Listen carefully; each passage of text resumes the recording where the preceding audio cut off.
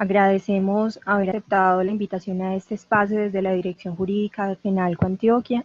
Esperamos que sea de mucha utilidad para ustedes este espacio que vamos a compartir en esta mañana, en el que vamos a procurar ser muy participativos, como les explicaba Andrés. A través del chat vamos a estar recibiendo todos los aportes e inquietudes que ustedes tengan. Entonces, como moderadora, voy a estar muy pendiente del chat para que nuestro expositor vaya conociendo en momento real esas inquietudes y aportes que ustedes están realizando. Y ya al finalizar, dependiendo pues cómo vayamos avanzando, vamos también a abrir un espacio para la participación que quieran hacer directamente. Les habla Verónica Carvajal, una de las abogadas de la Dirección Jurídica de FENALCO Antioquia. Estaremos acompañando esta exposición. Hoy nos acompaña un experto entonces en e-commerce y protección de datos, el doctor Andrés González Obando, abogado de la Dirección Jurídica de FENALCO Antioquia, especialista en Derecho Comercial, y en este momento entonces va a entrar a exponer este tema de tanta importancia que no es nuevo necesariamente, pero que ha tomado gran relevancia en tiempos de pandemia, y eso es precisamente lo que queremos compartir hoy con ustedes y también conocer sus experiencias e inquietudes en torno al tema.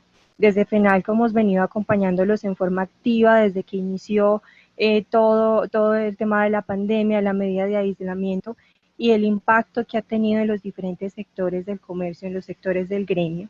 Y de allí es donde hemos recogido las diferentes necesidades para abordar los temas de las conferencias, de las capacitaciones que hemos venido haciendo con mucho esfuerzo y con mucha dedicación para todos ustedes. Entonces esperamos, como les decíamos al principio, que pueda ser un espacio participativo, que podamos aprovecharlo, que podamos interactuar y que conozcamos entonces de la mano del doctor Andrés González todos esos temas que nos va a compartir en materia de e-commerce y protección de datos en tiempo de pandemia.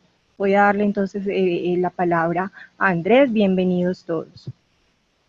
Muchas gracias, doctora Verónica Carvajal Cano, abogada de la Dirección de FENALCO Antioquia, la Dirección Jurídica hace más de 4 años nos viene acompañando, yo también, ella es especialista en Derecho Laboral y obviamente como abogada de la Federación Nacional de Comerciantes pues tiene muchísima experiencia en el trato empresarial. Va a ser su voz cantante en este evento, queremos que nos escriban muchísimo en el chat, obviamente ya les vamos a dar paso para que ustedes vean el cronograma y sepan exactamente pues cuáles son los temas que vamos a tratar, cuál viene, cuál va a seguir, para que no nos anticipemos, ¿cierto? Si estamos hablando, por ejemplo, de protección de datos personales, pues mal haríamos estar haciendo puntualmente hay una pregunta sobre e-commerce, porque ese es el tema pues que seguiría. Pero de todos modos, no hay ningún inconveniente.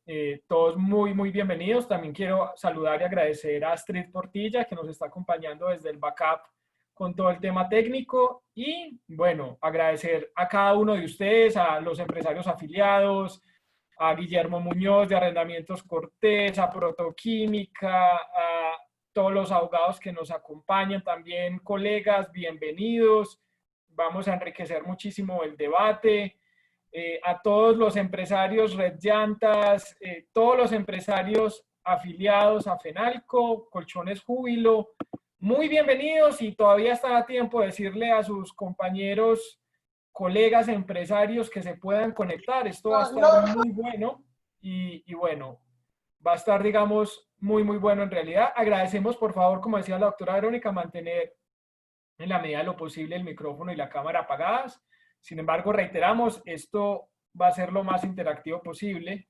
Vamos a estar muy felices de leerlos todo el momento en el chat. Entonces, arranquemos con, digamos, un contexto actual. ¿Cómo estamos en este momento? Básicamente, recordemos que estábamos hablando desde febrero, marzo, todo el tema pues con la crisis del COVID-19, no me voy a detener en eso pues porque todos lo conocemos.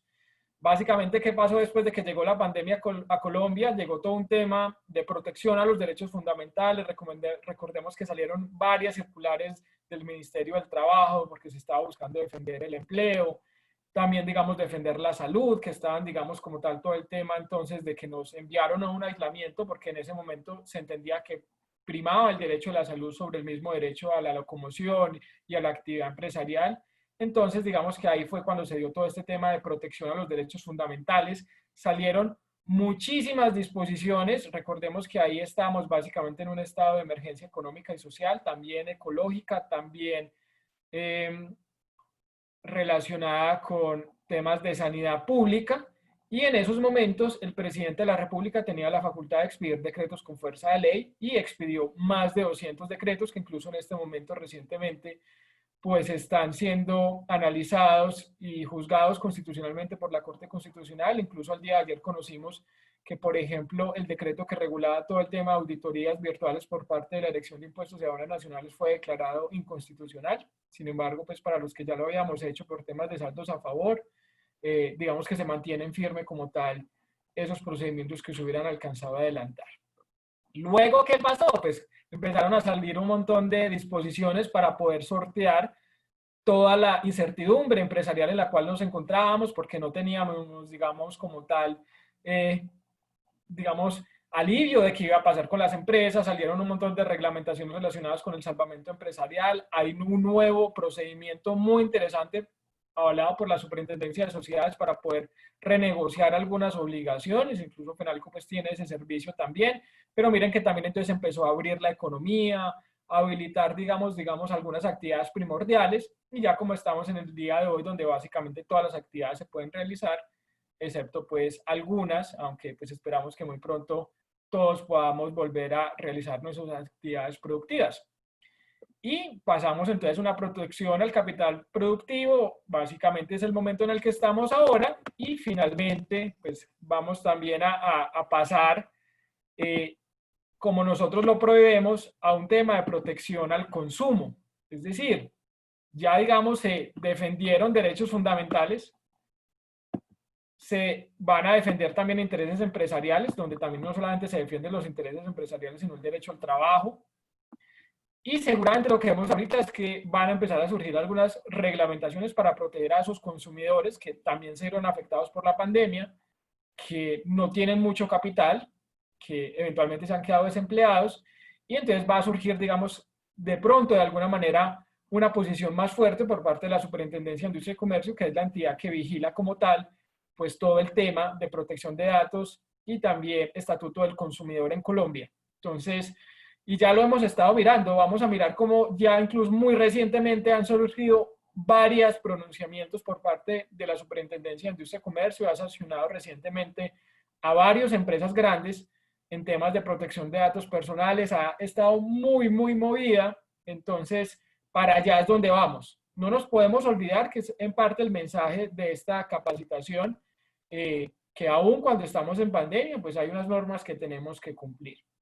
Básicamente, ¿cuál es el contenido que vamos a tratar? Un contexto, ya vimos una parte inicial, pero también entonces vamos a hablar de protección de datos en pandemia, un barrido general. No puedo, digamos, o no podemos centrarnos a hacer una explicación completa de lo que es un sistema de protección de datos personales, porque eso nos llevaría a todo un seminario completo, así con el Estatuto del Consumidor, algunos tips muy puntuales para temas de e-commerce, pero también repasando algunos conceptos que son vitales y siempre los vamos a necesitar, como es todo el tema de derecho de retracto, reversión del pago, garantías, cuando no ocurren, cuál es la diferencia entre cada una de las otras. Listo. Luego vamos a mirar también unas reglamentaciones y unas buenas prácticas que expidió recientemente la Superintendencia de Industria y Comercio para contratar con influencers.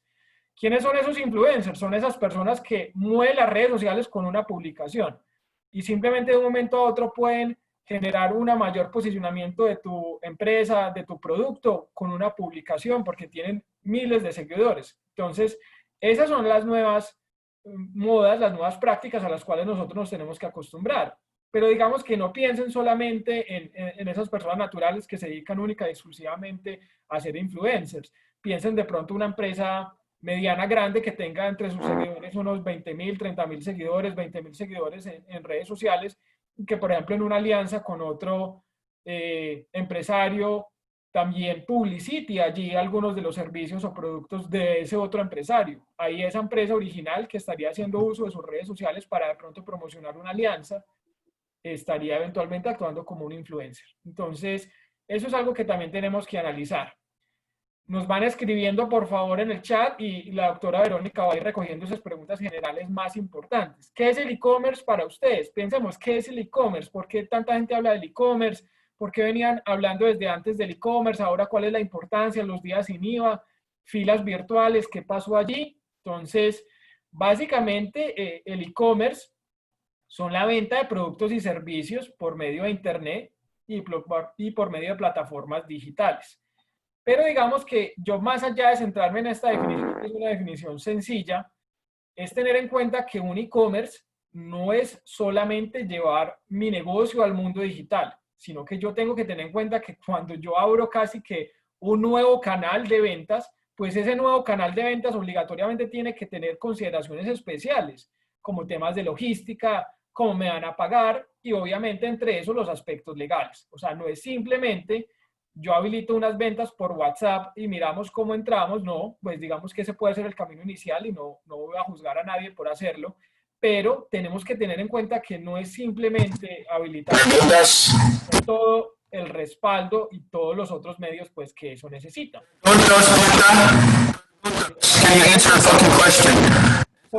En silencio y si de pronto Astrid nos puede ayudar a silenciar a las personas que de pronto están teniendo alguna dificultad, se lo agradecemos mucho.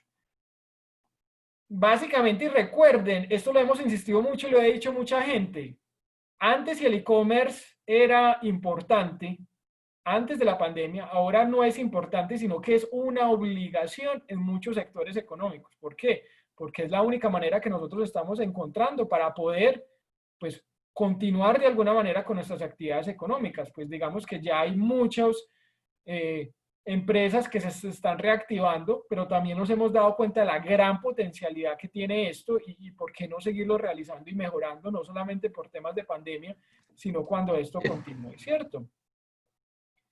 ¿Qué es el e-commerce y los datos personales? Los datos personales hoy son la moneda de la economía digital, es decir, básicamente cuando tú entras a Instagram, a Facebook, a Twitter y das un montón de información, cuando también te inscribes a un evento y das tus datos personales y si eventualmente es un evento de personas que no tengan, digamos, como tal, unos controles políticos y serios de temas de datos personales, pues básicamente estás pagando con tus datos.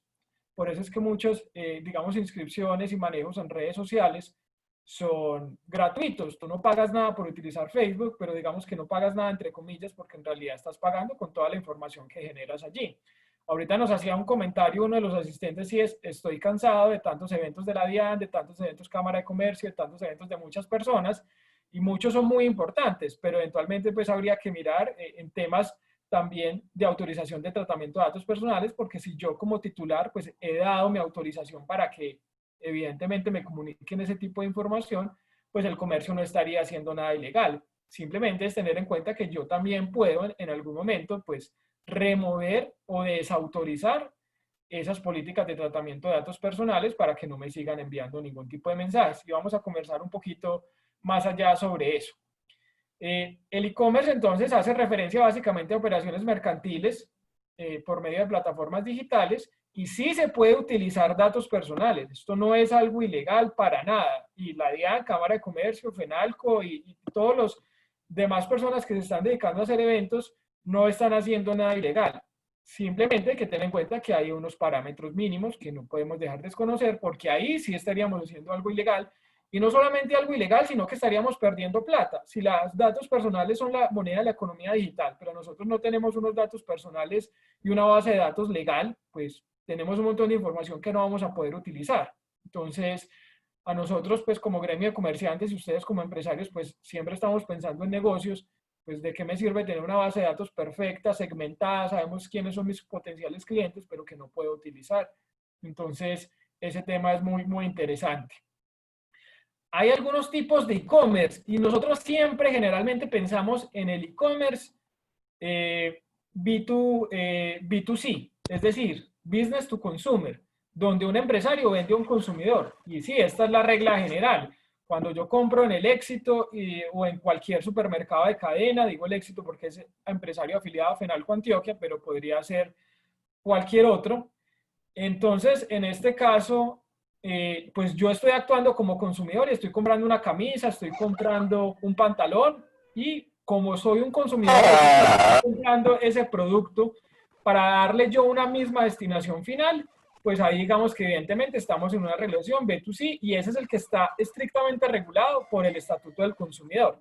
Pero también hay muchos otros tipos de e-commerce y de negocios en realidad. Por ejemplo, podemos tener perfectamente una empresa de llantas, que acá por ejemplo hay una que le venda también llantas a otra empresa transportadora. Ahí no estamos estrictamente, si bien la otra empresa transportadora es un cliente, estrictamente uno podría de pronto analizar si es o no un consumidor. O si por ejemplo a mí me compran 100 pantalones porque lo que van a hacer es revenderlos. Ahí estrictamente esa persona que me está comprando los 100 pantalones no está actuando como un consumidor porque no es el destinatario final de ese producto, sino que lo está utilizando es para revenderlo. Hay otro tipo de e-commerce, no me voy a tener mucho en ellos, rápidamente, consumer to consumer, cuando simplemente estamos hablando de Mercado Libre o estas plataformas donde cualquier persona puede vender a otra. Yo puedo en este momento simplemente subir que quiero vender mi reloj y alguien me lo va a comprar, pero yo no soy estrictamente un negocio, simplemente soy un consumidor que le está vendiendo a otro.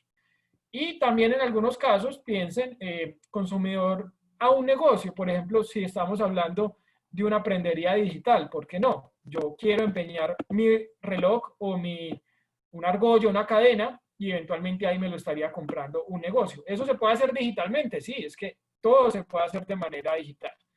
Acá, digamos, unas consideraciones, como ustedes bien saben, ha habido un crecimiento muy interesante en temas de e-commerce en América Latina del 300%. En Colombia, ¿cuáles son los productos más vendidos? Temas de deporte, retail y salud. Esto obviamente, digamos que tiene mucha relación con la pandemia. Deportes, los gimnasios estaban cerrados, todos nos queríamos mover, las ventas de bicicletas, tenis aumentaron considerablemente. Retail, queremos ya estar, digamos, más cómodos en nuestra casa, queremos trabajar de una manera más cómoda, queremos también adecuar nuestros espacios para tener de pronto oficinas en las casas y salud, pues evidentemente por el mismo tema de la pandemia. Entonces, acá hay una, digamos, una mina muy interesante por explotar. ¿Cómo gestionar un e-commerce? Esto es un poco más administrativo, no tan jurídico, pero es lo que yo les decía en un momento. Esto tiene que tener un plan de negocios, una viabilidad, qué tan viable es mi e-commerce, cuánto voy a pagar para que me desarrollen una plataforma y que en realidad eso sí funcione, una estrategia de negocio. Si yo tengo un e-commerce que es exactamente la copia del otro, pues ¿en qué me estoy diferenciando? Fidelizar el cliente, es decir, estar, digamos, pendiente de todo el tema de redes sociales y mercadeo digital. Escoger la plataforma de tienda online, cómo me van a pagar, logística, cómo voy a entregar, porque es que si yo no tengo medios de logística y medios de pago, entonces voy a estar incumpliendo todo el tiempo y me voy a llenar de demandas, pues prácticamente voy a trabajar es para contestar requerimientos de la Superintendencia de Industria y Comercio y esa no es la idea. Internacionalización, pensémoslo, es que con el e-commerce se abren las barreras. Por ejemplo, nosotros tenemos un empresario que anteriormente lo que daba a hacer era dar clases de baile y obviamente con todo este tema de la pandemia, pues estuvieron supremamente limitados porque básicamente son una academia, pero también digamos como una academia gimnasio, no podían atender a su público, pero entonces montaron sus clases virtuales y ya tienen clientes de todo el mundo. Entonces acá hay unos temas de internacionalización, pagos de monedas, datos personales también de clientes extranjeros, cómo lo vamos a tratar, eso de pronto lo analizamos más adelante, pero simplemente tener en cuenta que si yo, por ejemplo, estoy tratando datos personales, estoy utilizando datos personales, no sé, de europeos, españoles, entonces en esos casos, pues yo tengo que tener en cuenta también comentarios y datos sobre, comentarios y términos legales sobre las políticas establecidas en la Unión Europea.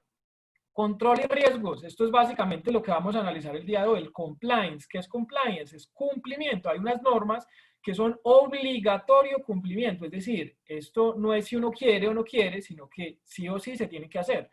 ¿Cómo surge el compliance? Esto surge, digamos, se remota un poco a temas de donde estuvo la crisis financiera en Estados Unidos por allá en el año 2008 y surgieron un montón de reglamentaciones para poder regular muy sectorialmente algunas actividades. En Colombia desde hace más de 20, 30 años tenemos Estatuto del Consumidor. Recientemente, pues la ley 1480 es la más nueva, pero desde hace mucho antes ya lo teníamos. Y estas son normas que sí o sí tenemos que cumplir. Hay algunas tendencias muy interesantes como el blockchain, el big data, el machine learning, que también las podemos analizar y tener en cuenta. Pues no me voy a tener ahí porque quiero que avancemos y también quiero contestar sus preguntas, pero el tema del blockchain es básicamente una cadena de datos que va a permitir cambiar el mundo. Ya digamos que son temas que obviamente nuevas tecnologías que van a permitir compartir información en tiempo real y muchos de los, digamos, básicamente de las actividades que conocemos al día de hoy, incluso en función pública, pues van a cambiar. Por ejemplo, temas de escrituras públicas, incluso temas del mismo registro, de pronto de registro mercantil, porque son temas que se van a poder hacer en tiempo real. Yo ya no voy a tener que ir a una notaría propiamente a protocolizar una escritura, sino que simplemente con estas cadenas de datos se va a entrar una información, va a quedar salvaguardada y todo el mundo la va a poder conocer. Entonces, básicamente son temas que son muy novedosos y que tenemos que tenerlos ahí en el radar. Incluso tú me dirás, Andrés, pero ¿por qué estás hablando de esos temas tan lejanos? No, Colombia incluso ya tiene, digamos, como tal, políticas para poder estar analizando próximamente temas de blockchain en sus mismas entidades públicas. Entonces, ¿qué son los datos? Los datos son conocimiento, pero también es dinero. Pero para yo poder tener conocimiento que se traduzca en dinero, que se traduzca en ventas, pues yo tengo que pasar esos datos a una información segmentada y luego convertirla en conocimiento y tomar decisiones vitales para mi negocio. Pero para que todo esto yo lo pueda hacer, que suena tan hermoso, yo tengo que cumplir unas disposiciones mínimas legales vigentes, que es básicamente lo que vamos a tratar el día de hoy. ¿Cómo vamos en Colombia? Acá digamos que esto es un reto muy interesante. Todos hablábamos mucho del e-commerce, de que cómo era interesante, y es muy interesante, pero cuando nos vimos enfrentados a una alta demanda por parte de consumidores, a muchos empresarios no nos fue tan bien, lamentablemente, al menos en ese primer día sin IVA, aunque las ventas fueron exponenciales, gigantes, eso está muy bien, pero no tenemos que dejar de pensar también digamos, en la experiencia usuario, la experiencia cliente, en que obviamente si hubiéramos tenido una mejor plataforma, hubiéramos tenido unas mejores consideraciones desde el punto de vista también logístico, administrativo y legal, pues evidentemente hubiéramos podido haber vendido más y aprovechado más el día. Entonces, como se vienen unos días sin IVA también, pues muy pronto, seguramente en octubre o en diciembre, pues qué bueno que ya cumplamos con todas estas disposiciones.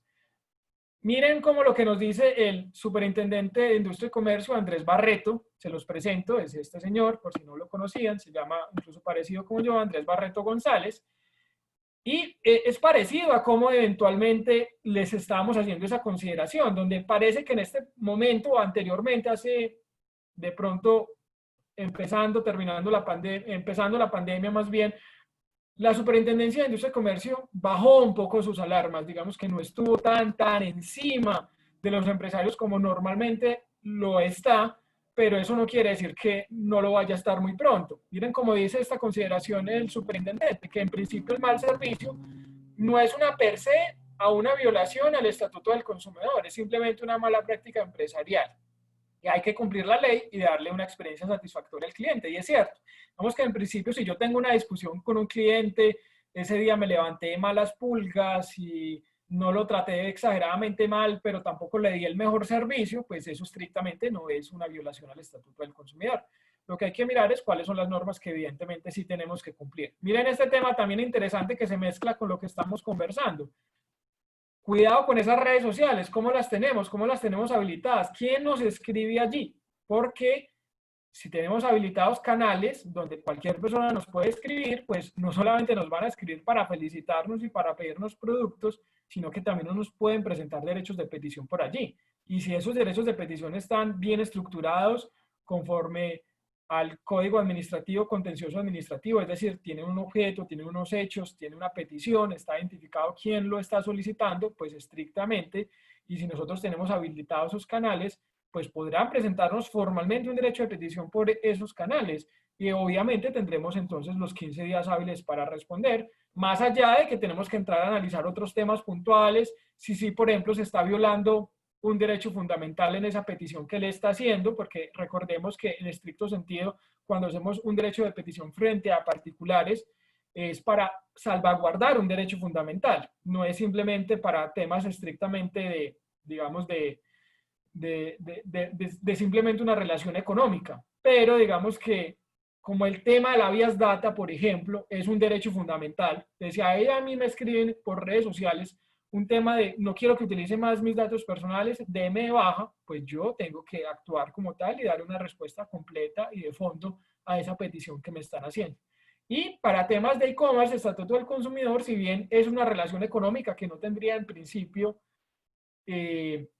digamos, una afectación profunda a un derecho fundamental, en principio, pero de todos modos, como incluso las reclamaciones directas que pueden hacer los consumidores se pueden hacer de manera verbal, pues digamos que en términos de la ley de comercio electrónico, esto no estaría, digamos, violentando absolutamente nada y también lo podrían presentar por redes sociales. Entonces, pilas ahí a tener en cuenta.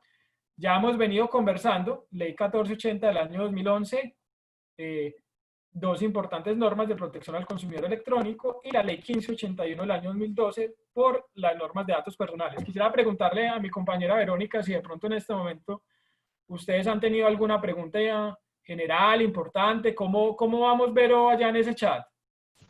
Bueno, tenemos una inquietud en tema de términos y condiciones Sí. del e-commerce. No sé si la quieras resolver ya o en el momento en que Si quieres me hayas si hablado quieres sobre me el la tema. lees Octavio Arango nos y pregunta en términos y condiciones si el e-commerce está en Instagram, por ejemplo, ¿cuál sería la mejor manera o el medio más idóneo para dar a conocer esos términos y condiciones del negocio?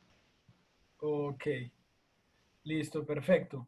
Básicamente, lo ideal, el medio más idóneo es en el momento en cual alguna persona se me contacta. En esos casos, pues yo puedo dar a conocer de alguna manera los términos y condiciones también. En el perfil de Instagram yo puedo poner un link que remita, por ejemplo, a una página web y allí están los términos y condiciones. Y también es muy importante que cuando estemos haciendo las publicaciones, por ejemplo, estoy vendiendo un celular y ese celular pues tiene un precio, tiene unas características, tiene una garantía, pues digamos que yo ahí también cumpla con la información mínima que tengo que dar. Pero digamos que entraremos en más detalle cuando estemos analizando el tema de protección al consumidor, pero básicamente esa es la respuesta. Problemas de los datos personales primero. Datos personales. ¿Qué es un dato personal, estimados empresarios? ¿Qué es un dato personal? Póngame ahí en el chat qué es un dato personal para ustedes, aunque acá está la respuesta. Pero a veces se genera, por ejemplo, distintas informaciones. Es cualquier información vinculada o que pueda asociarse a una o varias personas naturales determinadas o determinables. ¿Eso qué quiere decir? ¿Eso cómo se come?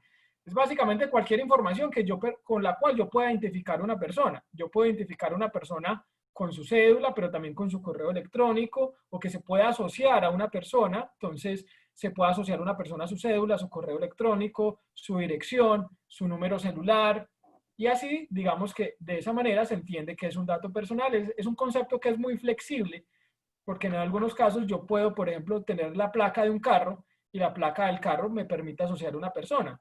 Pero si esa placa del carro es de una empresa, pues digamos que no sería estrictamente un dato personal. Es un concepto flexible que lo tenemos que mirar desde esa perspectiva. Eso está regulado desde el año Ley 1581 del año 2011. Llevamos varios años ya hablando de datos personales y nos sorprende, o no nos sorprende más bien, entendemos que a veces, digamos, por el tema de la gran cantidad de disposiciones normativas, pero todavía hay personas que no tienen ni idea que esto existe. Entonces, obviamente, nosotros desde FENALCO, el gremio de los comerciantes, hacemos toda una labor de capacitación para que ustedes entiendan no solamente el deber de cumplir, sino la importancia de este tema, que obviamente pues tiene una importancia económica, como yo les decía. No sirve de nada tener una base de datos si no cumplimos la ley porque no la puedo utilizar. ¿Quién es el encargado del tratamiento?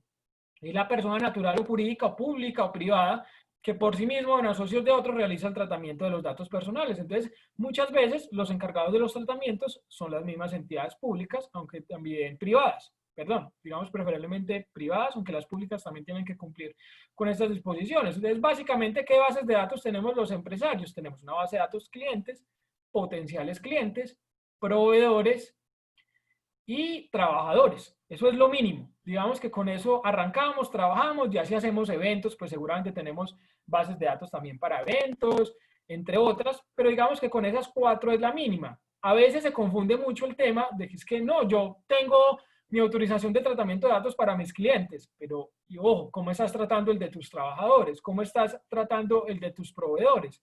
Porque es que todo eso es importante y siguen siendo datos personales. Entonces, pilas con eso porque no es simplemente, digamos, tener una autorización para clientes. Y este tema, pues obviamente lo vamos a tener que trasladar al e-commerce porque cuando yo empiezo a hacer transacciones, incluso por Instagram, por WhatsApp, ahorita nos mencionaban también por Facebook, o por medio de una plataforma digital, pues allí yo tendré que solicitar el tratamiento de datos personales de mis clientes y cumplir con la ley, porque entonces, si no, estrictamente yo ni siquiera le podría, digamos, vender, o si le voy a entregar como tal el producto, pues ni siquiera se lo podría entregar. Y esa es una falla muy, muy recurrente, y está muy bien que estemos pensando en el e-commerce, pero no salir en el e-commerce corriendo de un momento a otro, o si salimos corriendo porque tenemos una necesidad económica muy urgente, pues bueno, pero hagámoslo conforme a la ley. El titular es la persona natural.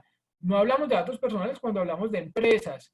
Persona natural, como decía un expresidente, carnita y huesitos, nada más. Listo, no hablamos de corporaciones, ESALes, esas entidades como tal no tienen datos personales, sus representantes legales sí, sus trabajadores sí, pero la persona jurídica, el ente corporativo, para que me entiendan, la empresa no tiene como tal datos personales. ¿Qué es el tratamiento? ¿Yo para qué necesito autorización y cumplir con esta ley? Básicamente, si yo voy a hacer operaciones de uso, tratamiento, recolección y circulación de datos personales. Hay algunas recomendaciones para estos temas del e-commerce. Ya hemos adelantado algunas. Cumplir con las normas locales de tratamiento de datos personales. Si estamos en Colombia, estamos tratando a nacionales, pues tenemos que cumplir con la ley 1581, pero si vamos a hablar también de internacionales, de extranjeros, potenciales clientes, pues tenemos que cumplir con esas disposiciones de esos países también. Implementar estrategias de responsabilidad demostrada. No es simplemente tener una autorización y tener por allí también una política de tratamiento de datos personales que ni siquiera se ajusta a nuestra empresa. Tiene que ser en realidad cómo yo le puedo demostrar a la Superintendencia de Industria y Comercio que he venido cumpliendo, que mis trabajadores manejan temas de datos personales, de confidencialidad, que tenemos sistemas de seguridad de esos datos, que no cualquiera puede acceder, porque muchas veces se pueden presentar fallas. Es que nadie está exonerado de que haya una fuga de datos. Eso es imposible de prevenir. Lo que se puede hacer es mitigar un poco ese riesgo y de alguna manera, si yo le logro demostrar a la superintendencia que lo he mitigado, que he hecho ese esfuerzo, pues eso me va a exonerar de una posible sanción. Entonces, pilas, estar haciendo capacitaciones, estar haciendo frecuentemente, por ejemplo, en la socialización o en los procesos de selección, también evidentemente en las políticas de inducción, de reinducción, estar recordando todos estos temas de protección de datos personales. Exigir el respeto de política de tratamiento de datos personales cuando contratamos con alguien, cuando tenemos un cliente, cuando tenemos un aliado y ese aliado nos va a ayudar a tercerizar algunas actividades, pues ellos también tienen que cumplir la ley. Incluso acá estarían actuando como una figura que es el encargado del tratamiento de datos personales. Evitar figuras de suplantación. Si yo tengo un e-commerce y voy a recoger un montón de información, pues yo cómo verifico que exactamente esa sí sea esa persona que dice ser, con temas de pronto de verificación a correos electrónicos, a celulares, también podemos validar las cédulas, hay plataformas que permiten conectar, digamos, solicitudes con la misma Registraduría Nacional del Estado Civil y te verifican que sí sea esa persona.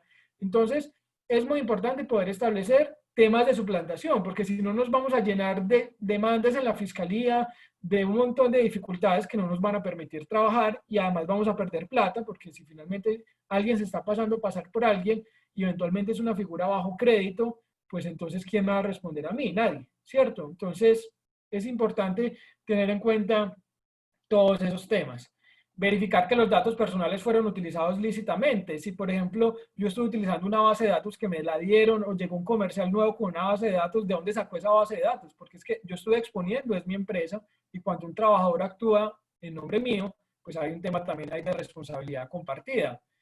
Utilizar herramientas de anonimización. Si yo, por ejemplo, no necesito el nombre de Andrés González o no necesito los nombres de los 1000 o 2000 clientes que yo tengo para saber, por ejemplo, qué personas son los que más me compran y, por ejemplo, puedo hacer una minería de datos para establecer que los que más me compran son personas de 25 a 30 años y que son estrato 3 y 4 del área metropolitana. Yo para analizar esos datos estrictamente no necesito saber que ahí está Pedro, Juan, María, Felipe, Enrique, no. Solo necesito saber temas de preferencia. Y si no necesito saber los nombres, pues entonces no tengo un dato personal porque no se lo puedo asociar a nadie. Entonces, cuando no tengo un dato personal ahí estrictamente, bajan los niveles de exigibilidad en la norma. Entonces, esa es una recomendación muy importante. Miren esta también, utilizar los datos de contacto en días y horas que no afecten la tranquilidad de las personas, que es algo muy similar a lo que nos estaba diciendo ahorita en estos días en estos días no, recientemente empezaba la charla del empresario, estoy cansado de que me bombardeen con información y a veces, por ejemplo, hay unas plataformas que son muy agresivas, un domingo a las 6 de la mañana, pues nadie quiere ver que nos están vendiendo pollo asado a las 5 de la mañana, pues en realidad. Entonces también hay que ser muy estratégicos con eso, incluso hay unas reglamentaciones por parte de entidades públicas de cuándo se pueden enviar estos mensajes y nos dicen básicamente envíelo en horas hábiles, no se exceda porque estaríamos, digamos, afectando esa privacidad. Voy a ir pasando porque los temas son bastantes y quiero que Andrés, podamos tratarlos todos. ¿Sí? Andrés, dado que explicabas entonces que cuando hacemos referencia a datos personales son datos de personas naturales, Sí. nos hacen por aquí una pregunta. Dice que si es para personas naturales esto de la protección de datos personales ante una empresa o entre empresas, persona jurídica, ¿para qué se solicita el tratamiento de esos datos? ¿Cuál es el alcance? Okay.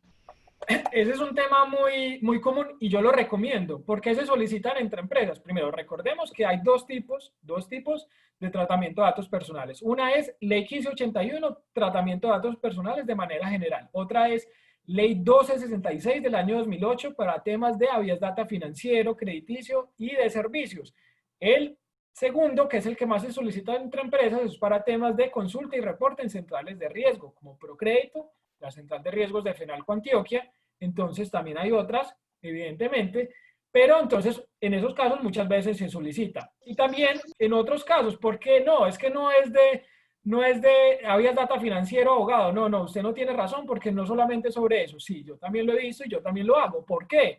Porque muchas veces cuando se hace entre temas de clientes o aliados, pues yo necesito que de alguna manera me dé backup o me dé soporte para temas de que yo voy a utilizar también los datos personales del personal, de los trabajadores de esa empresa. Entonces, si por ejemplo hay una alianza entre FENALCO Antioquia y la Cámara de Comercio y eventualmente nos tenemos que cruzar información, pues es bueno que en esos contratos de alianza o de contratos comerciales, de venta, de prestación de servicios, haya una autorización de tratamiento de datos personales en el sentido de que esas empresas se autorizan recíprocamente el uso de la información de sus trabajadores. Entonces, digamos que por eso muchas veces es que se incluye. Y también porque tenemos que recordar que hay empresas que son personas naturales. Yo puedo tener perfectamente asesorías González Obando y no ser una SAS o no ser una CA. Entonces, en esos casos, pues sí estaríamos hablando de una persona natural. ¿Listo? Casos en que no es necesaria autorización. Esto es muy importante para el tema de la pandemia. Quien acceda a datos personales, en estos casos, por ejemplo, no se va a necesitar la autorización. Casos de urgencia médica sanitaria, cuando estamos en todos temas de pandemia, bioseguridad, tenemos que cumplir unos protocolos de bioseguridad. A mí la misma alcaldía de Medellín, el Ministerio de Salud me dijo que yo tengo que verificar el estado de salud, la fiebre, eventualmente, o el estado de la temperatura de mis potenciales clientes, incluso hacerle un seguimiento, estar inscrito en la plataforma Medellín Personas, etcétera. Entonces, ¿yo cómo hago eso? Pues, o sea, yo voy a tener que tener un formulario gigante y cada uno que entre, entonces me firma. No, esa no es la idea. Entonces, por eso, evidentemente, desde el año 2012 ya está esta posibilidad. No se necesita autorización, pero no se necesita autorización. Eso no quiere decir que yo no tenga que cumplir con la ley. Y es que muchas veces nos confundimos que la ley de 1581 es una autorización. Y es una autorización que muchas veces descargamos de una página web que ni siquiera hace una actividad similar a la que yo hago. Entonces yo lo que hago es vender zapatos y cojo una autorización de alguien que la hizo de lo que hacía era vender frutas. Y eso no es, digamos, propiamente tener un sistema de protección de datos personales ni cumplir con la ley y nos va a dejar muchísimas falencias porque es que esa autorización de tratamiento de datos personales tiene que estar hecha a la medida, tiene que ser un traje a la medida porque incluso uno de los elementos de la autorización es la finalidad. Es decir, ¿para qué va a poder utilizar ese responsable del tratamiento de los datos de ese titular? ¿Para qué va a poder utilizar esos datos el comerciante? Entonces, si yo simplemente me copié de otra autorización y, por ejemplo, ese empresario tendría que lo podía utilizar para temas de ventas de productos, pero yo lo que hago es prestar servicios, pues entonces eso no va a ser coherente y nos está exponiendo a una sanción. Recientemente, esto es del mes de agosto del año 2020, la Superintendencia de Industria y Comercio emitió esta circular externa 008, se la podemos enviar también con las memorias, no sobra decir, esto está quedando incluso grabado, con la debida autorización de tratamiento de datos personales de ustedes y mío, y esto, pues obviamente se lo vamos a compartir, esta es memoración de ustedes. Primero, ¿qué nos dice la Superintendencia de Industria y Comercio?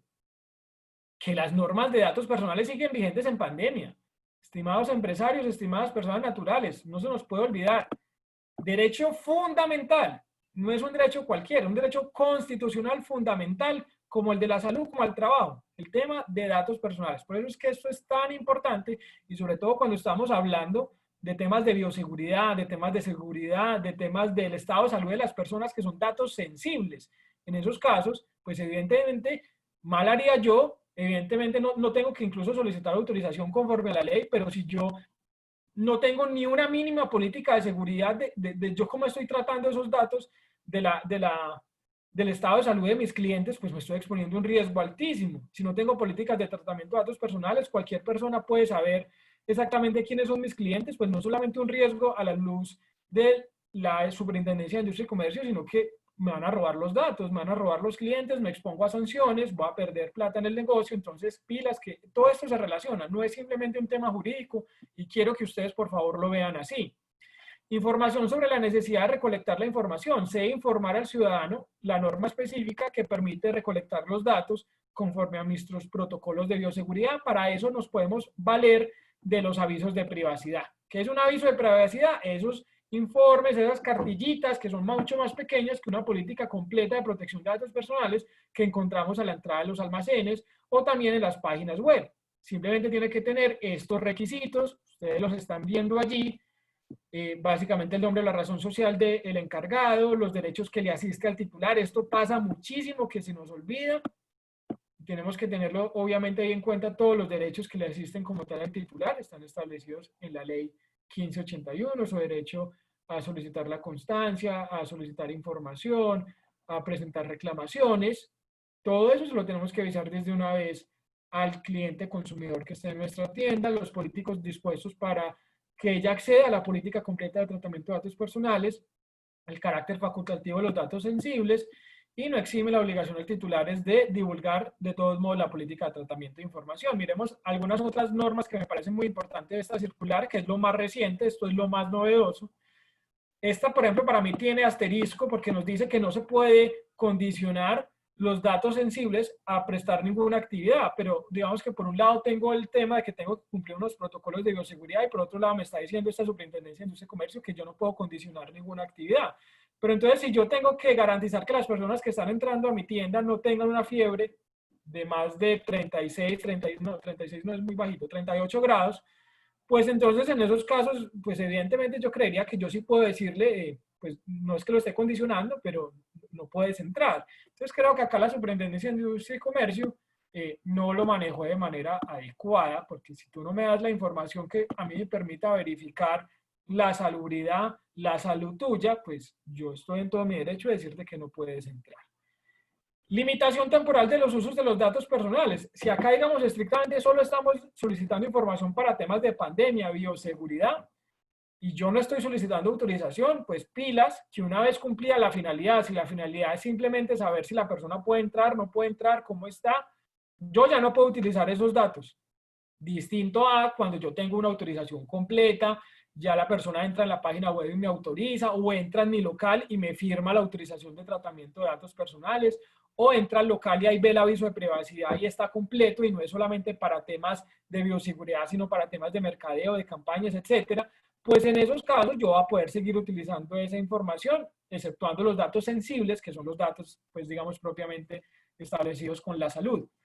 Les traigo este ejemplo. Por favor, analícenlo 10 segundos, por favor, y nos escriben ahí en el chat cómo les parece este ejemplo en un WhatsApp. ¿Esto está bien? ¿Está mal? ¿Qué podría mejorar? Incluso ustedes son empresarios, desde el punto de vista de mercadeo, ¿esto cómo puede mejorar? Si estamos comunicando, si estamos hablando bien con el cliente acá, esto es claro, esto es información es suficiente, es la que yo necesito. Este es un ejemplo real que me pasó a mí. En estos casos yo simplemente iba a comprar algo en un restaurante muy reconocido de Colombia a nivel nacional y en esos casos pues yo accedí a un chat de WhatsApp y automáticamente, esto es un WhatsApp Business, me enviaron este mensaje sin nada de autorización de datos personales, que es como una de las grandes preguntas. ¿Yo tengo que solicitar autorización de tratamiento de datos personales por WhatsApp? Claro que sí. Claro que sí, o sea, es que ¿Quién me ha dicho que por el hecho de que yo esté vendiendo simplemente comida, entonces yo ya no puedo, ya no tengo que solicitar datos personales por WhatsApp? Si es que acá estoy preguntando el nombre, el barrio, dónde vive, mejor dicho, la forma de pago, hasta los gustos, pues puedo saber exactamente cuáles son, digamos, como tal las preferencias de esa persona, y yo simplemente tan olímpico no solicito ninguna autorización. Entonces, pilas con eso, o sea, esto es muy importante, esto no es un tema, un capricho, es que si usted se queda sin datos, pues entonces luego, ¿cómo va a poder cumplirle en realidad al cliente si acá hay un tema, una garantía, sale malo, digamos, como tal el producto? Todo esto se relaciona. Ya nos estamos apoyando mucho en los mensajeros y está bien, pero entonces si el mensajero hace mal uso de esa información, ¿qué pasa? Si le empieza a escribir, por ejemplo, a una cliente o a un cliente que es muy guapo, entonces, ¿qué va a pasar ahí? ¿Yo cómo me voy a defender? Hay muchos temas que pueden pasar y yo lo que quiero es que no les pase a ustedes. Entonces, pilas con esos temas de confidencialidad, seguridad de la información. No es simplemente una autorización de tratamiento de datos personales. Cuidado, peligro, y por eso se los pongo. No podemos confundir el tema del Registro Nacional de Bases de Datos con que yo tenga que no cumplir la ley. Esto es distinto y esto es un error muy frecuente, muy frecuente. No, es que como por allá salió que solamente las personas que tengan más de 100.000 unidades de valor VT, entonces son los que tienen que cumplir con la obligación de Registro Nacional de Bases de Datos, listo. No, ley 1581, eso por acá no llegó, no pegó, no funciona. No, no es eso, estimados empresarios. Sí, son las empresas más grandes las que tienen que cumplir con esta obligación. Pero eso no quiere decir que yo no tenga que cumplir la ley. La ley es para todos. No hay excepción para ningún empresario, ni siquiera para entidades públicas.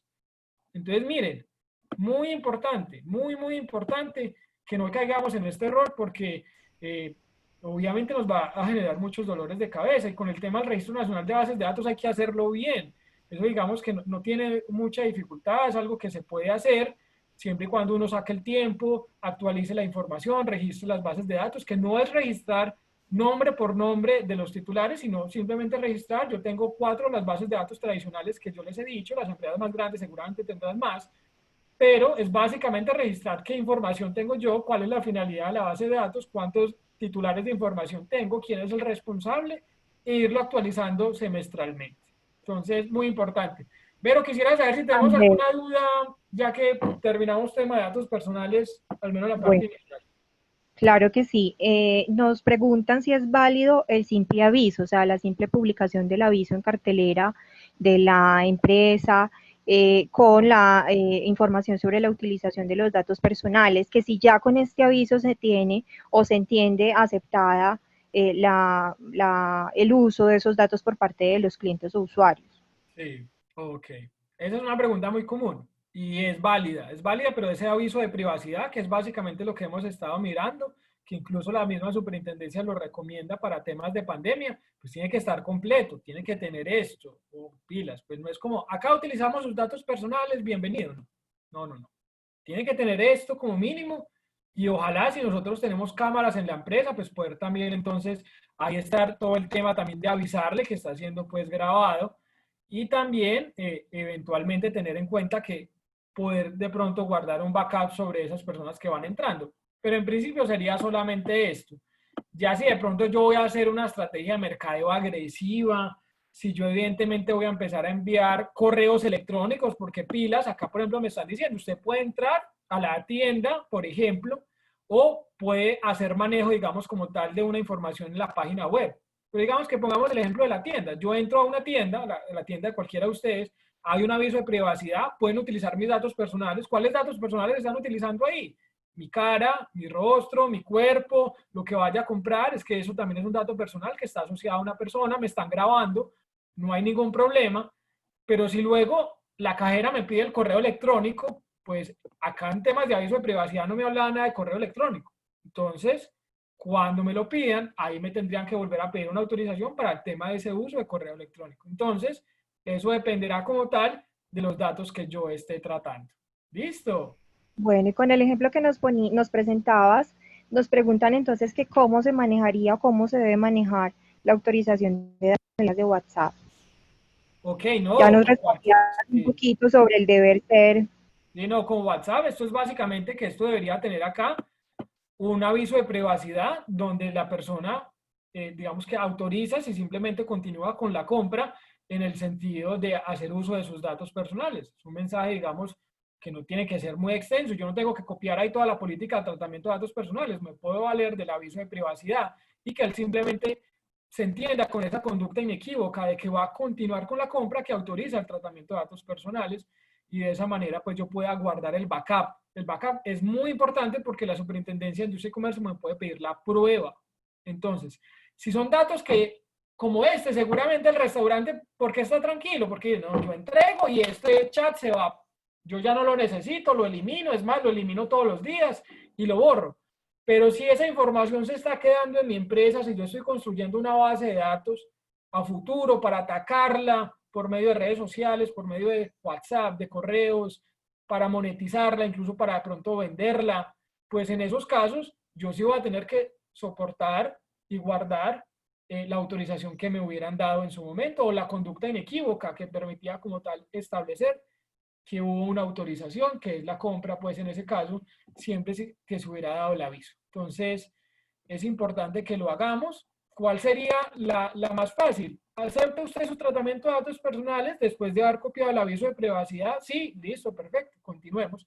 Debería estar incluso pues en este mismo mensaje porque recordemos que la autorización se tiene que pedir en el mismo momento en que yo solicito la autorización. Listo. Pasemos al La estatuto del aceptación consumidor. es muy importante, como tú lo decías, y sobre ese tema estaban preguntando, pero creo que ya contestaste, que cómo se deja entonces constancia de la aceptación por parte de ese cliente. Habría que Y guardarlo, también habría nos, que tomar un pantallazo y guardarlo básicamente. Pues ya habrá otros canales con los software para poder comprimir esos archivos y que no nos guarde tanto espacio, pero eso es básicamente lo que habría que hacer. Pasemos un poco más de hablar del Estatuto del Consumidor, que es estrictamente puro e-commerce. Ley 1480 del año 2011. ¿Qué ha pasado? Ya tenemos unos clientes más empoderados, más educados, conocen muchísimo más de sus derechos. Nos dicen, ve abogado, es que si usted no me ayuda, yo lo voy a enviar a la Superintendencia de Industria y Comercio, lo voy a aventar porque es que usted es un mal comerciante y porque simplemente yo no me sentí mal atendido. Y muchas veces puede ser temas de que lamentablemente hay una violación del Estatuto del Consumidor, pero otras no. Otras les voy a poner un ejemplo muy sencillo. Yo creo que es de todos los días. Compré un par de zapatos, me los medí afán en la tienda, llegué a mi casa y veo que me van a generar unas ampollas terribles. Entonces voy al comercio y el comercio llego y le digo, es que voy a devolver esto por garantía. Y el comercio me dice, a ver, sí, ¿cuál garantía? Claro que sí, venga, yo se lo reviso. ¿Cuál es el problema? ¿Esto qué tiene? Ah, no, es que no. El zapato como tal no tiene ningún problema. El problema es mi pie. No, bueno, el problema es el pie. No, ahí no es un tema de garantía en realidad. Es un tema de devoluciones que vamos a analizar de pronto más adelante cómo lo solucionamos. Pero estrictamente no es un tema de garantía y si no es garantía, pues entonces yo como comerciante no estaría estrictamente obligado a hacer un trámite sobre ese requisito. Vamos a analizarlo de pronto un poco, pero es importante que lo tengan entonces ahí en cuenta. Estas normas son normas de orden público. Para que ustedes sepan, hay unas normas que están en un rango superior. Primero, las normas constitucionales, lo más alto, y también hay unas normas, digamos, más abajo, pero que priman sobre todo también sobre el otro ordenamiento jurídico y que no son de carácter dispositivo, es decir, yo no puedo pactar cosas en contrario sobre lo establecidamente regulado en esta ley. Es decir, está casi que al mismo nivel de las normas desde el punto de vista de carácter penal y de carácter laboral, que son estricto cumplimiento, y aplica siempre que no exista como tal una reglamentación especial en estos casos. Listo, entonces, esta va a ser la regla general. De todos modos, es muy importante tener en cuenta, y como lo habíamos mirado en otro momento, que esto aplica es para relaciones de consumo. Es decir, cuando una persona me está comprando a mí un producto para ser el destinatario final de ese producto, de ese servicio también, porque producto es cualquier bien o servicio. Entonces voy a reiterar el mismo ejemplo porque esto es vital. Si yo compro una camisa porque me la voy a poner y la voy a utilizar el día del cumpleaños de mi mamá, perfectamente soy un consumidor. Pero si compro 100 camisas para revenderlas en Instagram, no soy un consumidor, soy un empresario que estoy también revendiendo productos. Cuando estamos en una relación que no es de consumo, porque no hay una destinación final de ese producto en la persona que lo está comprando, estas normas del Estatuto del Consumidor no aplican. ¿vale? Eso es muy importante porque nos puede permitir en algún futuro defendernos de posibles reclamaciones. ¿Quién va a ser el productor? Quien de manera habitual, directa o indirectamente, diseña, produzca o fabrique, ensamble productos. Productor, digamos, básicamente. Proveedor o expendedor, acá están ustedes, muchos de ustedes, aunque también muchos de ustedes son productores, pero acá hay muchos comerciantes o prestadores de servicios. En esos casos, ustedes van a ser el proveedor o el expendedor. ¿Cuándo hablamos de una relación de consumo? Cuando hay una relación entre un productor o un proveedor y un consumidor. Ya explicamos el de consumidor final, no lo voy a explicar. Producto, todo bien o servicio.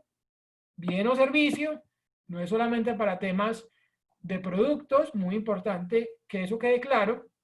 ¿Y qué es la garantía? Es la obligación temporal, esto tiene una limitación de tiempo, solidaria a cargo del productor y el proveedor, de los dos. ¿Solidaria qué es? Que los dos responden frente al cliente, de responder por el buen estado del producto y la conformidad en condiciones de idoneidad, calidad y seguridad. Entonces, por eso, cuando hablamos de idoneidad, calidad y seguridad, es porque el producto, si tiene un defecto de garantía, es porque no cumple con esto estrictamente. No es por un tema de gustos, no es por un tema de que compré un mueble y llegué a mi casa y ya no me cabía, digamos, estrictamente en mi sala, o ya no me combinaba con las, no sé, con las cortinas. Eso no es estrictamente un tema de garantía. Es muy importante que usted lo ponga en los términos y condiciones. Digamos que de alguna manera estamos mirando tips para que ustedes se puedan defender. Y desde ya quiero decirles, mientras más información usted le da al consumidor, mientras usted reglamente más esa información que se le da al consumidor, mejor usted se va a poder defender. Porque esto básicamente aplica de la siguiente manera. Yo le avisé cómo funcionaba ese producto, cómo funcionaba ese servicio. Yo le avisé cuáles eran los términos y condiciones de ese producto, cuál era el alcance, cuál era su finalidad. Si usted lo utilizó de una manera inadecuada, distinta, por fuera de mis instrucciones, yo no respondo. Otro ejemplo. Voy a vender una silla. Están muy de moda las sillas porque todos queremos oficinas en las casas. Queremos una silla ergonómica de oficina, que nos podamos relajar, estirar, descansapiés, mejor dicho, perfecto. Compré una silla y esa silla tiene un límite de peso, no sé, 150 kilos. Y yo le puse como tal una báscula encima, una pesa, y estaba cargando unas cosas y le puse unas cosas ahí encima de esa silla y la silla se destruyó, se dio. ¿Podría ir el cliente a hacerme una reclamación? No, obviamente no. ¿Por qué? Porque es que él hizo un mal uso del producto. No es por un tema de garantía. El producto estaba bueno, sino que el consumidor, pues, hizo un mal uso del mismo. Pero ¿cuál sería ahí el pecado del empresario si no lo hubiera hecho? Si yo no le hubiera avisado que eso tenía un límite de 150 kilos, pues entonces ahí sí voy a tener un cliente encima diciéndome que le puse una cosita muy liviana y se dañó. ¿Y eso cómo se va a resolver? Básicamente, yo tengo un equipo técnico, o si no lo tengo yo como comerciante, seguramente sí lo tiene el productor, que van a poder analizar por qué se dio, digamos, el daño, en este caso, en el producto. ¿Cuáles son los derechos de los consumidores? Son los derechos de recibir calidad, productos de calidad, idóneos, seguros, recibir información, a no recibir publicidad engañosa, muy importante, y a que le respondan por la publicidad. Deberes del consumidor, este es muy importante. Obrar de buena fe. Los otros los están leyendo ustedes ahí. Informarse de la calidad de los productos, muy importante también. Informarse de la calidad de los productos conforme a las instrucciones que yo le estoy dando y conforme, digamos, a las instrucciones naturales también del mismo producto. Si yo te estoy avisando que es que el cargador, que es que el celular se tiene que cargar, no sé, o que el celular más bien yo no lo puedo tirar a una piscina de más de 5 metros porque se va a dañar, pues entonces si a mí me habían dado eso en las instrucciones, pero yo no las quise leer y me metí a una piscina de 8 metros con el celular, pues me exonera totalmente a mí como empresario esa conducta del consumidor. Me voy a detener en el obrar de buena fe. Obrar de buena fe es actuar con transparencia, con lealtad frente al empresario también. No hacer reclamaciones cuando no son debidas, cuando no estamos hablando como tal de temas de garantía, cuando lo que yo estoy buscando es casi que hacer una, no sé, sacarle dinero al empresario. Es básicamente una coacción, una extorsión al empresario, digamos, para que ustedes me entiendan en términos penales un poco. Básicamente yo lo estoy obligando a unos temas y en realidad yo digo, no, es que si usted no me hace caso, yo lo voy a publicitar en redes sociales y yo voy a hacer esto viral Y eso es un tema de obrar de mala fe frente a un empresario. Eso no se puede hacer, y también es recordarle en muchos casos al cliente que si obra de esa manera, se ha expuesto a una sanción de hasta 50 salarios mínimos legales mensuales vigentes. ¿Quién impone la sanción? La Superintendencia de Industria y Comercio, que todavía ha sido muy tímida para imponer esas sanciones, pero que está la posibilidad de hacerlo. La tercera, cumplir con las normas de reciclaje y exposición. Hay unos conceptos muy importantes. Seguramente ustedes tienen muchas preguntas, pero las vamos a responder muchas, y al final de pronto de esta sección, pues vamos a abrirle también a la doctora Verónica para que nos dé esa voz cantante de esas preguntas más importantes de ustedes. Términos y condiciones. ¿Cuándo los vamos a tener? Los vamos a tener básicamente en nuestras plataformas, páginas web, en el WhatsApp también podemos tener términos y condiciones. Ahorita nos preguntaban en el Instagram también. ¿Y qué van a reunir esos términos y condiciones? Van a reunir cómo yo voy a reglamentar estos temas de la Ley 1480 del año 2011, cómo va a cumplir con temas de garantía, derecho de retracto, el tema de la reversión del pago, la información vital. Sobre todo cuando hablamos de términos y condiciones, hablamos de información. Información para el cliente, que me va a permitir a mí exonerarme de futuros reclamos. ¿Vale? Tenemos que pensarlo así. Mientras más información yo le dé al cliente, voy a poder dormir más tranquilo. Políticas de devolución. Las políticas de devolución, distinto a las garantías, son unos mecanismos autónomos que yo como empresario determino. La garantía es legal, esto es sí o sí, y por regla general tiene un término de 1 año. Si yo no lo aviso o reglamento, digamos, una disposición inferior. Mientras que las políticas de devolución es más ahí el tema de una estrategia comercial. Venga yo a la señora o al señor que le quedaron mal los zapatos porque es un cliente frecuente, o porque literalmente no han pasado ni siquiera unas semanas de que se llevó los zapatos y me los está devolviendo en buen estado. Venga, yo le hago entonces un cambio por un producto del mismo precio, o si usted quiere un producto de mayor valor, pues entonces usted hace el pago faltante.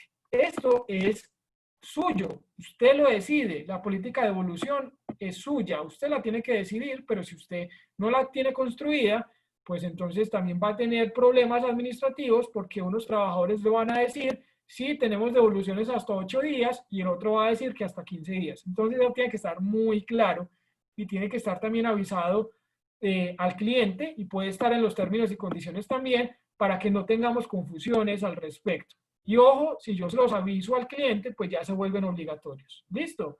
Y hay un tema de responsabilidad por producto defectuoso. Si yo vendo productos que tienen unos defectos de calidad, idoneidad y seguridad, y le causan un daño a un cliente, pues entonces en esos casos yo tengo que responder por los perjuicios económicos, y también en la salud y la vida de esa persona que se pueda ver lamentablemente afectada.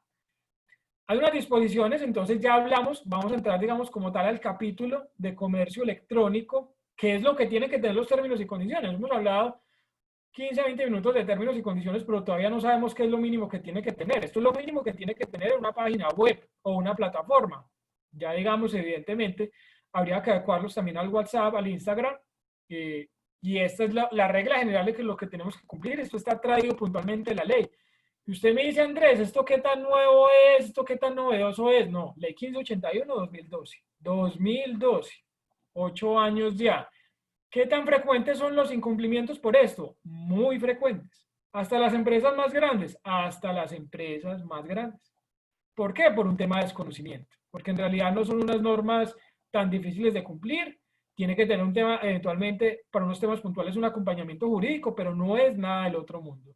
Básicamente, informar en todo momento de forma cierta y clara, identidad, nombre y NIT y datos de contacto. Esto lo pueden hacer ustedes perfectamente. Información cierta, fidedigna, suficiente y clara, actualizada de los productos, tamaño, precio, mediana, material, naturaleza, origen y todo lo otro que se necesite para informarle al cliente, darle una información clara, fidedigna y suficiente. Entonces, miren, la información acá es vital. Vital. Si eventualmente nosotros no tenemos la información completa de los productos que estamos vendiendo, ¿a quién se la vamos a pedir? Al productor. Él sí la tiene que tener. Listo. Plazo y validez de la oferta y disponibilidad del producto. Esto también es vital. Si yo estoy haciendo una oferta por redes sociales de que estoy vendiendo bolsos a 50% de descuento, pero no digo hasta dónde va la oferta y me llegan, o hasta dónde está limitado en cantidades, y me llegan 1 millón o 1 millón, no, 10.000 solicitudes y yo tenía 1.000 en inventario. ¿Qué voy a hacer ahí? La Superintendencia de Industria y Comercio me puede obligar a que yo tenga que vender los 10.000. ¿Por qué? Porque no avisé. el plazo de validez de la oferta. Son temas muy sencillos que pasan desapercibidos y creemos que por las redes sociales es algo muy informal y no, esto no es tan informal, está reglamentado. Escala de las imágenes, si yo estoy vendiendo, no sé, una maleta y pongo que se ve en la imagen una maleta gigante, dominante, mejor dicho, ahí cabe, si yo me voy a ir a Europa 2 meses y cuando me llega una maletica así de mano. Entonces, evidentemente, pues eso estaría incumpliendo como tal la norma, pero además me va a generar todos los reclamos que usted quiera. Entonces, pilas que todo esto se mezcla. Informar los medios de pago, tiempo de entrega del bien, prestación del servicio, el derecho de retracto y el procedimiento para ejercerlo. Ya vamos a mirar qué es el derecho de retracto, que es básicamente esa facultad caprichosa que tiene un cliente de decirnos, voy a reversar la operación, ya no la quiero. ¿Por qué? Porque estoy bajo unas condiciones especiales. Ya vamos a mirar cuáles son esas condiciones especiales. Condiciones generales de los contratos, que sean fácilmente accesibles y disponibles para su consulta. Entonces, por eso yo les recomiendo, es muy importante que ese link en Instagram tenga ahí eventualmente un canal o un link para que se vaya como tal a una página web donde estén completos sus términos y condiciones. Y su política de tratamiento de datos personales de una vez, es que pueden estar juntos. Resumen del pedido, el precio, el envío, los costos y gastos. Esto ya es cuando, digamos, finalmente el cliente pone literalmente el producto o el servicio en el carrito y le da a aceptar, tiene que aparecer un resumen del pedido con todos los costos, todos los gastos, toda la información que se necesite y la sumatoria total de lo que se debe cancelar. Esto muchas veces no lo hacemos. Ustedes me dicen, Andrés, pero si yo estoy vendiendo en Instagram, ¿yo cuál carrito y cuál resumen del pedido? Básicamente, si yo simplemente estoy vendiendo una camiseta en Instagram y solamente van a comprar una, pues digamos que ahí sería, digamos, simplemente el resumen del pedido. No se estaría pidiendo nada más, ni se está pidiendo que el Instagram esté conectado a una plataforma web, nada de eso. Simplemente es tener en cuenta que esto, digamos, ya sería para unos e-commerce más estructurados, que es algo que se tiene que cumplir. Muchas veces los ingenieros montan unas cosas maravillosas, perfectas, hermosas, mejor dicho, eso funciona mejor que un local físico, pero no tienen en cuenta nada de esto. Entonces, muy, muy importante que lo consideremos. Mantener mecanismos de soporte de la relación comercial, en especial la identidad del consumidor, su voluntad expresa de contratar y la forma en que realizó el pago y la entrega real efectiva. Hay que mantener estos soportes porque luego nos pueden hacer el reclamo. Y hay un tema muy puntual que pasa mucho, que me llega un consumidor con un reclamo, yo le digo, ah, sí, muy bien, usted me hace un reclamo, la factura, déme la factura y yo verifico. Pero miren que con estos temas no es el cliente el que tiene que guardar la factura, soy yo el que tengo que hacerlo. Y yo no le puedo exigir a un cliente y no le puedo decir, digamos, como tal, que me tenga que entregar la factura. Él podría entregar simplemente una prueba de que la relación comercial existió, un pantallazo de la transacción, el pantallazo del pago en PCE, y con eso sería suficiente. Yo no le puedo trasladar a él la carga de guardar una factura, además cuando yo mismo en mis obligaciones tributarias tengo que hacerlo como mínimo de 5 años y comerciales también. Entonces, pilas con eso. Adoptar mecanismos de seguridad apropiados y confiables que garanticen la protección de la información del consumidor y la transacción de la misma. No cualquier persona puede entrar a mis bases de datos. Yo tengo unas bases de datos súper importantes. Yo no le puedo dejar a toda la empresa que pueda entrar ahí. Ni una clave pública, ni una clave que esté pegada ahí a la pantalla del computador y que cualquier persona la pueda ver, porque tengo unos riesgos de que esos datos se vuelvan públicos y si se vuelven públicos, pues entonces yo no habría garantizado la seguridad de la información y me va a llegar fijo la reclamación. Además, desde el punto de vista del negocio, pues seguramente podemos ver temas de cómo comerciales se van de la empresa y les llevan la base de datos, que eso nos haría un daño terrible. Eso como se puede complementar también con una cláusula de confidencialidad y seguridad de la información en los contratos de trabajo. ¿Eso hace parte del sistema completo de seguridad y salud, de salud del trabajo? No. ¿Del sistema completo de protección de datos personales? Sí, hace parte del sistema completo de protección de datos personales. ¿Tener cláusulas de seguridad de la información con cláusulas penales? Sí, también. ¿Por qué no? Es que nos tenemos que defender por todos los medios posibles. Pero no es solamente la seguridad legal, sino la seguridad física, tecnológica. Los ingenieros son expertos en esos temas y lo tenemos que tener en cuenta. Disponer en el mismo medio electrónico un mecanismo para que el consumidor pueda radicar sus PQRs. Tenemos que tener un buzón de PQRs. Obviamente ese buzón tiene que tener temas de utilización de tratamiento de datos personales. No hacemos nada con cumplir una e incumplir la otra, donde que la constancia, la fecha y la hora, y digamos como tal un mecanismo para hacerle posterior seguimiento. Estos son para ventas como tal, reitero, en páginas web o plataformas. Por medios de WhatsApp, simplemente en los términos y condiciones yo le podría avisar que está disponible ese mismo chat para que radique sus peticiones. Salvo pacto en contrario, la entrega se deberá hacer a más de 30 días, dentro de los 30 días calendarios siguientes. Importante, porque digamos que por regla general no creo que se demore más de 30 días, pero si es un producto que yo tengo que importar y me va a demorar de pronto 40 días, 60 días y no lo aviso, pilas, me pueden decir, vea, usted no dijo nada, 30 días tuvo que haber llegado. Y también con todos estos temas relacionados con todo el tema del día sin IVA, donde se presentaron un montón de dificultades, y no solamente el tema del día sin IVA, eso es del día a día, temas de logística.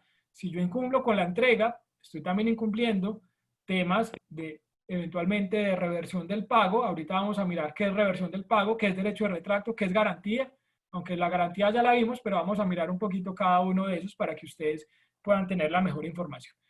El proveedor deberá establecer en el medio, este es otro de los requisitos, lo que pasa es que se lo señalé porque a veces es tan sencillo, pero también a veces se nos pasa mucho. Y ustedes me dicen, Andrés, ¿a quién se le ha pasado esto? A empresas tan grandes como Rappi. El proveedor deberá establecer en el medio electrónico un enlace visible, identificable, que permita al consumidor ingresar a la Superintendencia de Industria y Comercio y simplemente poner un link ahí, no tiene ninguna dificultad. ¿Nos pueden sancionar por no tenerlo? Nos pueden sancionar por no tenerlo. ¿Qué es la garantía entonces? Para que esto les permita construir a ustedes sus términos y condiciones, digamos, de alguna manera, y hacerse, digamos, una visión general sobre estos temas. Todo productor debe asegurar la idoneidad, calidad y seguridad de los bienes y servicios que ofrezca, así como la calidad. Hay una responsabilidad solidaria entre el productor y el proveedor, y una responsabilidad administrativa por los entes de control, y una responsabilidad solidaria por los daños de producto defectuoso. Creo que estos temas ya los hemos tratado, entonces no me voy a quedar acá en realidad en este punto, pero recuerden, garantía es igual a idoneidad, seguridad y calidad. No temas de gustos, no preferencias, es solo un tema de desperfectos en el producto. Por regla general, cuando me llega un producto en garantía, ¿cuál es el primer paso? ¿Y está en qué lugar la pelota? Está en el lugar, digamos, la pelota está en cabeza del empresario. Es el empresario el que puede elegir si hace una reparación o hace un cambio o hace una devolución del dinero. En el primer momento, cuando llega la primera reclamación de garantía, el primero que elige es el empresario, no el consumidor, no el cliente. El cliente seguramente muchas veces llega, vea, cámbieme esto o devuélvame la plata. Generalmente son esas dos. Pero si yo como empresario encuentro que lo puedo reparar, lo voy a poder reparar y de esa manera cumplir con la garantía. Entonces es la regla general. Es totalmente gratuita. Yo no le puedo trasladar al cliente costos de transporte, de mantenimiento, de repuestos. No, yo tengo que asumir con todo eso. El bien se tiene que entregar por parte del cliente en buen estado y limpio. Por eso muchas veces cuando nos llevan un bolso, una camisa sucia, o ya utilizada y todavía está en términos de garantía, recordemos que el término de garantía por regla general es de 1 año, a menos de que yo avise algo en contrario, pues en esos casos yo tendría que entrar a reparar y analizar qué es lo que voy a hacer. Si el bien vuelve a sufrir un desperfecto, es decir, ya sería la segunda vez que entra garantía, ya ahí es el cliente el que elige si se lo reparan, le hacen un cambio o le devuelven el dinero. ¿Vale? Entonces, es importante diferenciar esos dos momentos. Voy a detenerme un poquito en el tema del plazo de la garantía, porque por regla general es de 1 año, pero hay unos productos que no admiten garantía de 1 año. Unos zapatos no van a admitir una garantía de 1 año. Generalmente en el mercado se utiliza de 3 meses. ¿Y por qué se utiliza de 3 meses también? Porque así lo traía el anterior Estatuto del Consumidor. Pero este nuevo no lo dijo. Entonces, si yo no lo digo, no tengo términos y condiciones, no digo absolutamente nada, ¿por qué regla se me va a ir? Por la de 1 año. Entonces, a revisar cómo tenemos esos términos y condiciones, cómo los podemos mejorar y de alguna manera pues verificar que estemos cumpliendo con la ley. Acá ya les dije qué pasa si se repite como tal pues la garantía, la falla, entonces ya es el consumidor el que lo solicita. ¿El derecho de retracto qué es? Son distintos, ¿vale? No es lo mismo. Es la facultad que tiene el consumidor de arrepentirse. Mire cómo lo dice la superintendencia. sin necesidad de exponer razones o justificaciones. Acá no es por idoneidad, calidad, seguridad, no, mejor dicho, me arrepentí. Llegué a mi casa y dije, no, esto no era lo mío, no debía haber gastado tanta plata, yo porque me dejé convencer. Esa llamada que me llegó del banco que se quería comprar un seguro donde simplemente me tenían que debitar 4.000 pesos mensuales de la tarjeta de crédito, yo porque dije que sí, no, yo no necesito eso, y si eso lo multiplico por 2, entonces ¿cuánta plata es al año? No. Entonces, ese es el tema del derecho de retracto, pero no aplica en todos los casos y hay unas excepciones que tenemos que conocer para podernos defender como empresarios, ¿cierto? Entonces, aplica básicamente en los sistemas de ventas de financiación, ventas a distancia y ventas por métodos no tradicionales, que ahí básicamente está también las páginas por medios digitales.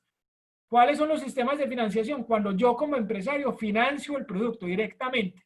Es decir, vendo calzado, es muy común, y yo otorgo un crédito. De esa manera se generan unos intereses remuneratorios para mí por otorgar un crédito. No es que me hagan el pago por medio de tarjeta de crédito, no. Eso no es un sistema de financiación del empresario. Eso es un sistema de financiación de un banco, de una entidad financiera. Distinto a cuando yo directamente hago la financiación. Entonces, cuando yo financio, otorgo un crédito, hablamos de que está pactado el derecho de retracto. También las ventas a distancia y las ventas por métodos no tradicionales. ¿Cuál es otra venta de método no tradicional distinto a las páginas web, WhatsApp, Instagram y ya lo que todos los conocemos? Que a veces llegan personas a su casa, le tocan y le dicen, vea, estoy vendiendo este set de cuchillos. Magnífico, el que usted ve en televisión, perfecto, lo va a comprar. Ah, listo, yo lo compro, vea, vale 200.000 pesos. Ah, listo, perfecto. Cerró la puerta, se fue el vendedor y usted, ay, ¿yo para qué compré eso? Si es que a mí ya me habían regalado otro set de cuchillos y yo tengo otro en la finca y tengo, mejor dicho, lo que tengo en esta casa son cuchillos. Entonces, en ese caso, pues evidentemente, como no fue una venta tradicional, ¿por qué? Porque usted no fue a un establecimiento de comercio buscando un producto, sino que el producto llegó a usted.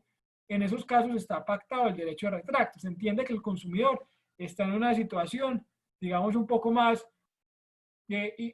infravalorada que frente al comerciante.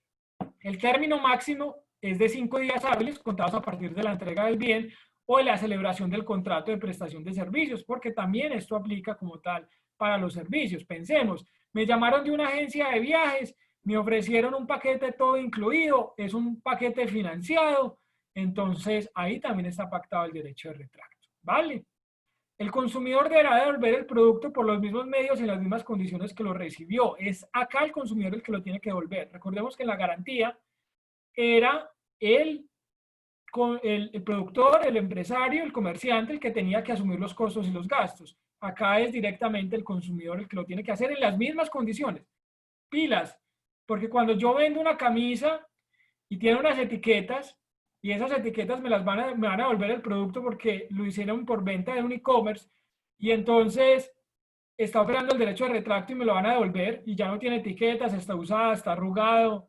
Entonces, en esos casos no me lo están devolviendo en las mismas condiciones. Y yo podría llegar y decir, no se lo recibo y no hay derecho de retracto porque usted no me lo está devolviendo como me lo recibió. ¿Qué sería mejor? Que esto esté en los términos y condiciones. ¿Por qué? Porque entonces yo le puedo decir exactamente al cliente, vea, revise los términos y condiciones que yo ahí le hablé del derecho de retracto, para que no se tenga que ir a la norma, porque muchas veces la gente no cree en las normas o dice, no, eso no estará vigente, o yo que voy a buscar normas. No, es mucho mejor que esto esté en los términos y condiciones, aunque está en la ley. Se debe hacer el dinero sin hacer descuentos o retenciones. Yo no puedo hacer descuentos por gastos administrativos, no. Muchas veces sí tenemos gastos administrativos cuando hacemos ventas, pero no lo podemos hacer acá. A más tardar, se tiene que hacer la devolución de los 30 días siguientes del ejercicio del derecho de retracto por parte del consumidor. Pero hay unas excepciones, y son varias. Si no las conocemos, nos exponemos, ¿sí? Qué pena, antes de que pases a las excepciones, hablabas de que el consumidor debe devolver el producto en las mismas condiciones en las que fue adquirido.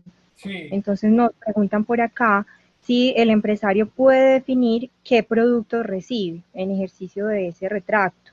Por ejemplo, hay algunos productos que se entregan y después de ser usados la primera vez pierden su valor. Nos dicen marcadores, tóner de impresoras, productos que ya no se podrían volver a vender. Entonces, si el empresario puede definir cuáles recibe y cuáles no. Lo que es bueno, y está muy buena la pregunta, es básicamente eso se responde con las excepciones. Hay unos productos que efectivamente se agotan con el primer uso o se agotan muy fácilmente, tienen unos usos limitados. Entonces, en esos casos es bueno que esos productos los unamos a estas excepciones.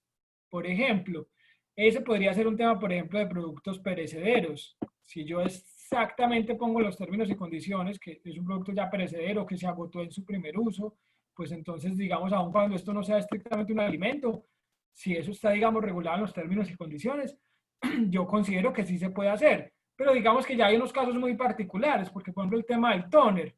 El toner, eso puede tener, no sé, 20.000 impresiones. Y si yo simplemente en la primera veo que me salió malo, pues digamos que evidentemente yo considero que sí me podrían hacer un tema de evolución por derecho de retracto si se cumplieron estas condiciones. Lo que pasa es que generalmente yo no vendo toners a distancia, ni tampoco lo financio. Entonces ya habría que mirar si sí estamos en esas condiciones particulares, aunque creería que eventualmente algunos empresarios sí lo harán. Pero recordemos que es solamente para estas condiciones, no es para todos los productos. Entonces, si yo no estoy financiando el toner ni los marcadores, marcador que vale, digamos, puede ser económico, no creo que valga un marcador más de 10.000 pesos, entonces en esos casos, pues no creo que lo esté financiando, podría ser un tema de ventas a distancia, pero si con el primer rayón yo veo que compré un marcador en estos casos, pues evidentemente podría estar sujeto también al derecho de retracto. Recordemos que el derecho de retracto es simplemente el mero capricho del empresario, no es por un tema de garantía, pues en realidad sí estaría entonces sometido al derecho de retracto si se cumplen estas condiciones.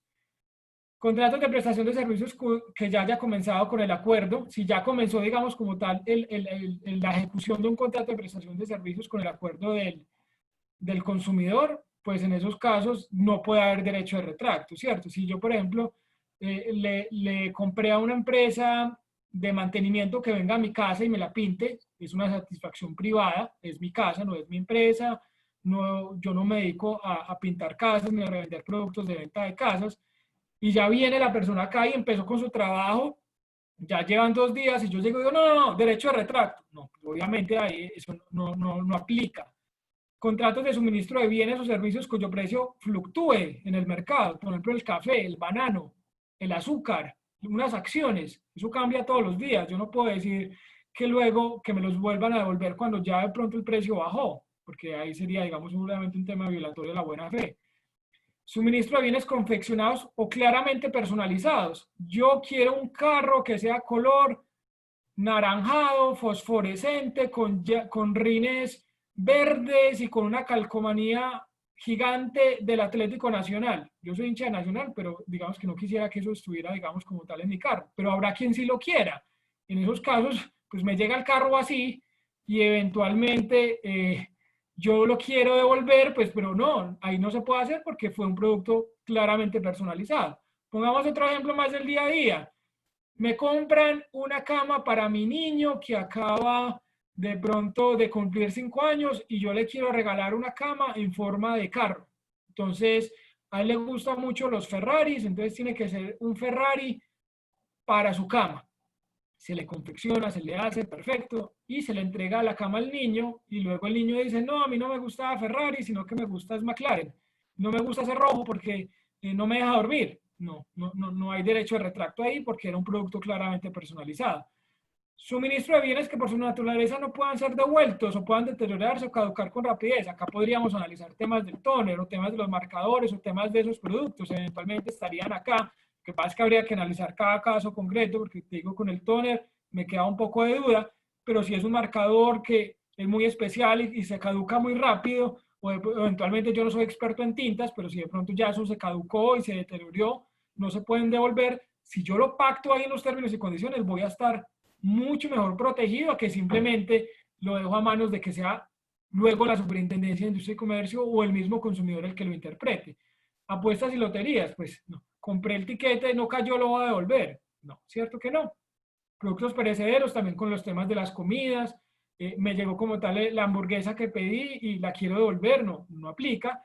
Bienes de uso personal, yo creo que acá esto se debería extender mucho más, sobre todo en temas de pandemia, porque ya hay algunos productos que necesitan un mayor cuidado. Y ¿qué es un producto de uso personal? Aquel, digamos, que solamente debería ser utilizado por una sola persona, por temas de higiene, razones de carácter sanitario. Entonces, nosotros, por ejemplo, en la elección jurídica somos fieles y convencidos de que no es solamente un cepillo de dientes o una ropa interior, sino, por ejemplo, incluso en estos días de pandemia podría ser cualquier ropa, cualquier prenda a vestir. Tanto así que la misma ley me obliga que si no me lo compran lo tengo que desinfectar. Entonces, digamos que acá debería pasar lo mismo también en temas de derecho de retracto. Yo ya lo entregué y me lo van a volver a los 4 días. Un bien de uso personal, no, no aplica. Quiero hacer claridad porque creo que ahorita los puede confundir un poquito. El tema del derecho de retracto, reitero, solo aplica por temas de capricho del consumidor, no es por un tema de calidad, de unidad o seguridad. Ahorita puse el ejemplo de la máquina del tóner que en la primera impresión salía mala, eso sería un tema de garantía, no derecho de retracto. Les pido disculpas, pero me confundí ahí un poquito con la respuesta. Reversión del pago es una figura distinta a derecho de retracto, garantía, devoluciones. Sé que suena muy parecido, pero no es lo mismo. Opera en las ventas de bienes que se realicen por medio de mecanismos electrónicos como PC, call center y cualquier otro medio de tienda virtual. Es decir, perfectamente en un producto adquirido por medio de una plataforma digital puede aplicar la reversión del pago y también el derecho de retracto. Lo que pasa es que los términos son muy parecidos y también el tiempo pues es el mismo, son los 5 días hábiles. Se va a ver utilizado para realizar el pago solamente, acá nos están poniendo una condición principal y es una tarjeta de crédito, débito o un pago electrónico. Mientras que yo perfectamente puedo comprar una camiseta y hago una consignación por medio de un Gana, por ejemplo, y si bien eventualmente ahí habría un pago electrónico, no habría, digamos, como tal una tarjeta de crédito, o yo lo puedo comprar por medio de un e-commerce y hacer el pago contra entrega. Entonces ahí sería, digamos, más temas de derecho de retracto y no reversión del pago porque no habría un pago electrónico. Listo. El consumidor que haya sido objeto de fraude en estos casos o corresponda a una operación no solicitada o, ojo con esto, que es muy parecido al tema de garantía, el producto adquirido no sea recibido o sea recibido de manera defectuosa. Entonces, en esos momentos, en estos 5 días hábiles, casi que empieza una carrera contra reloj donde tenemos corriendo, cuando se cumplen estas condiciones, al mismo tiempo reversión del pago, derecho de retracto y mucho más largo, casi que es 1 año o 3 meses o dependiendo de lo que hubiéramos establecido, temas de garantía. Entonces, perfectamente podría ser un producto adquirido por medio de una página web, de un WhatsApp, de un e-commerce, que haya sido un pago realizado por medio de un pago electrónico, una transferencia en Bancolombia, todos lo manejamos, es muy fácil, muy sencillo. Eso sería un tema de reversión del pago, pero entonces me llega el producto y el producto tiene un defecto. Yo tengo 5 días para solicitar la reversión del pago. Y ahí no va a aplicar un tema de venga, yo se lo reparo primero, venga, yo entonces miro si lo cambio o le devuelvo el dinero. No.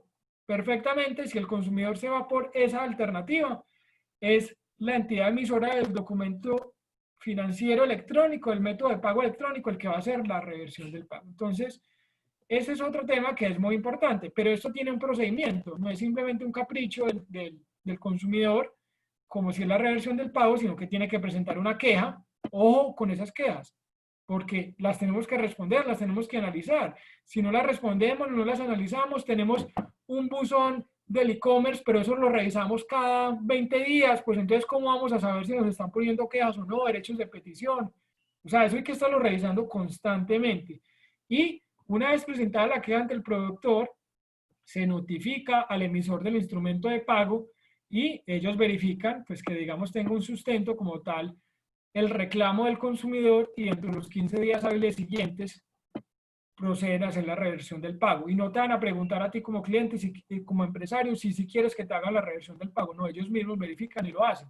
¿Qué les doy un tip ahí? Como a mí primero me tiene que llegar la queja del consumidor, pues entonces yo respondo, si yo tengo, digamos, como tal las pruebas fehacientes de que eso en verdad no fue una operación simulada, de que yo le entregué adecuadamente y a tiempo, pues es responder al consumidor con copia al emisor del pago. de una vez para que cuando el emisor del pago tenga las dos versiones, pues pueda tomar la mejor decisión en esos casos. Porque en caso contrario, si yo me quedo callado, él va a hacer la reversión. Entonces, consejo muy, muy importante. ¿Y qué pasa? Me van a decir, Andrés, usted, entonces, ¿qué hago si yo no pude contestar o contesté pero no me tuvieron en cuenta mis argumentos y en verdad no fue una operación fraudulenta? Es que yo sé que esa persona sí fue la que me compró, acá no es un tema de suplantación, fue él, fue él, fue él, fue él. ¿Qué puedo hacer yo? Tengo que iniciar un proceso contra la reversión del pago frente a la Superintendencia de Industria y Comercio, que me va a quitar un tiempo y en esos casos, pues la Superintendencia va a analizar toda la situación y a definir si sí se presentó como tal o no esta situación y dar o no a una nueva reversión del pago, es decir, que te devuelvan los dineros que te habían reversado y de esa manera ya tomar una decisión definitiva. Pero es muy, muy importante estos temas y además es tener en cuenta cuáles son los temas por los cuales yo me puedo oponer. Entonces, inexistencia de la operación, por ejemplo, usted me está diciendo que hubo un fraude, pero yo en mis soportes tengo que es que usted ni siquiera nunca me compró y esa persona que supuestamente usted está me diciendo que lo suplantó, tampoco me compró acá. Inexistencia de fondos, sí. Usted está solicitando la reversión del pago, pero no hay fondos en la cuenta del empresario. O no se informó la causal alegada que sustenta la posición. Por eso es muy importante. No es simplemente que el consumidor diga, revérseme el pago. Lo tiene que sustentar, lo tiene que probar y yo tengo que utilizar ese primer momento para defenderme. Y este es un tema muy importante que también se nos pasa.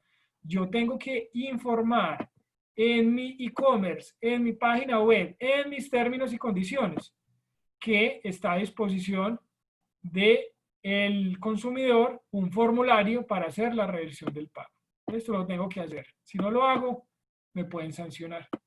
Y el problema es que muchas veces las reclamaciones ante la Superintendencia de Industria y Comercio empiezan por un tema de garantía o de datos personales y luego la Superintendencia de Industria y Comercio, muy juiciosa, ¿qué es lo que hace? Hable una investigación y te va a estudiar todo el e-commerce que sí cumpla con todo. Y si no cumple con todo, te va a requerir a cumplir o eventualmente te va a poder también sancionar. Entonces, muy importante que esto lo cumplamos. A veces no lo hacemos. Hay empresas muy grandes que no lo hacen. Yo quiero que ustedes sí lo hagan.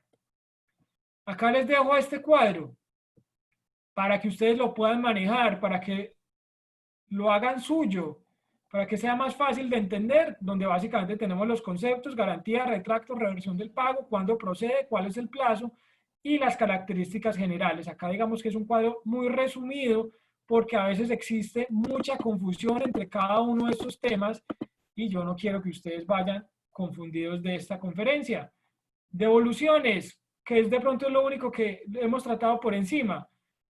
Son a libre voluntad del comerciante, el plazo también es a libre voluntad del comerciante, pero pilas, que si yo lo pongo en mis términos y condiciones, se vuelve obligatorio para las partes y yo lo voy a tener que cumplir porque yo lo estoy ofertando. Es tan sencillo como cuando yo oferto maíz a 10 pesos y me lo van a comprar a 10 pesos. Si a mí me dicen, sí se lo compro, yo tengo que vender. Pasa lo mismo acá con estos temas de devoluciones y yo digo, te voy a dar un término de devoluciones de 5 días después de la compra, siempre y cuando me devuelvas el bien en buen estado. Y ahí sí puedo pedir la factura, porque no es un tema de garantía.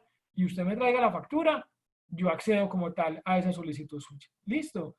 Un tema entonces distinto. Multas hasta 2.000 salarios mínimos, puede dar cierre temporal del establecimiento de comercio, prohibición temporal de definitiva vender productos y en caso de reincidencia se puede cerrar definitivamente el establecimiento de comercio. Pero, ¿qué preguntas tenemos? O de pronto seguimos Tenemos adelante. varias, perdón, tenemos varias preguntas respecto a la reversión de pago. ¿Qué pasa si supera el empresario los 5 días? No, recordemos que no es el empresario el que supera como tal los 5 días, sino que es el cliente el que tiene ese plazo de 5 días para ejercer la reversión del pago. Yo como empresario no tengo que hacer absolutamente nada, rogar porque en esos 5 días pues evidentemente no pase nada, pero pues yo voy a estar tranquilo si he venido cumpliendo y si tengo todos mis canales de e-commerce cumpliendo. Si a mí me presentan una solicitud de reversión del pago después de los 6 días, lo lamento mucho, pero Creo que sí, creo que a eso apunta la pregunta más bien, no leí bien. Dice, ok. cuando se realiza la reversión de pago, a veces se tarda entre 10 días para realizar devolución. A eso era que apuntaba entonces Sí, la no, aclaración. pero el término son 5 días, pues en realidad para yo presentarla frente al empresario. No Ok, tanto, no para que se dé la devolución, porque miramos que la devolución por medio del emisor del instrumento del pago se puede tomar 15 días, pero al cliente, solo, al consumidor, solo se le dan esos 5 días. Si usted se durmió en los laureles y no lo hizo, ya caducó esa oportunidad. bueno, y no sé si tienes un espacio sobre retracto también, aclarar o aclarabas más bien entonces que, para ver si recogimos bien la aclaración que hiciste. Si el Sí. consumidor no devuelve el producto, en este caso el ejemplo que poníamos de la tinta o el tóner en las mismas condiciones, entonces no debería pretender hacer uso del retracto. Y si presenta objeciones sobre la calidad del producto una vez lo ha utilizado, entonces ya sería posiblemente un tema de garantía. Sí, perfecto, Ok, perfecto. bueno, aclaramos esto, recogemos estas ideas porque habían estas inquietudes desde el Ok. chat. Listo, no, sigamos entonces adelante. Todavía nos quedan unas cositas, entonces obviamente vamos a ser muy cumplidos. A las 11 vamos a terminar en la medida de lo posible.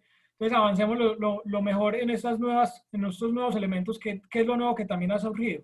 En tiempos de pandemia, importante, empresarios, no ha cambiado, no hay normas nuevas puntualmente que hayan cambiado, más allá de la circular 008 que ya la analizamos por temas de datos personales, pero estrictamente no hay una norma nueva que me digan yo puedo vender sin garantía, o hay un nuevo periodo del derecho de retracto, o hay una nueva posibilidad de la reversión del pago. No, sigue vigente. Lo que pasa es que está un poco, digamos, como dormido el monstruo de la Superintendencia de Industria y Comercio, pero pilas que ya se está despertando.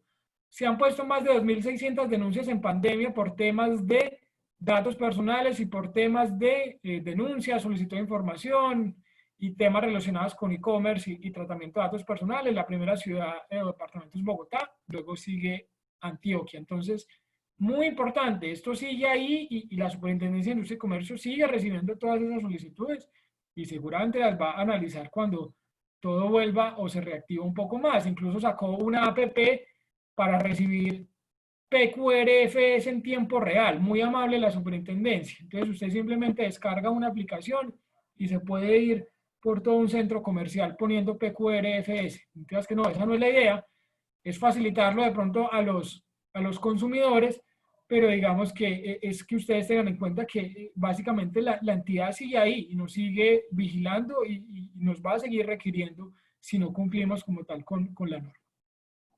Hay un llamado a la autorregulación. Esto lo hace propiamente la Superintendencia de Industria y Comercio. ¿Por qué? Porque no ha sacado nuevas normas y creo que no las va a sacar, pero sí dice, venga, ustedes gremios, usted FENALCO, usted empresarios, ustedes comerciantes, absténgase de practicar, digamos, actividades que distorsionen el mercado, manéjense de buena fe, hagan un trato comercial adecuado con sus clientes, no alteremos el mercado y sobre todo porque en estos momentos es cuando el consumidor tiene que tener mayor confianza, mayor confianza.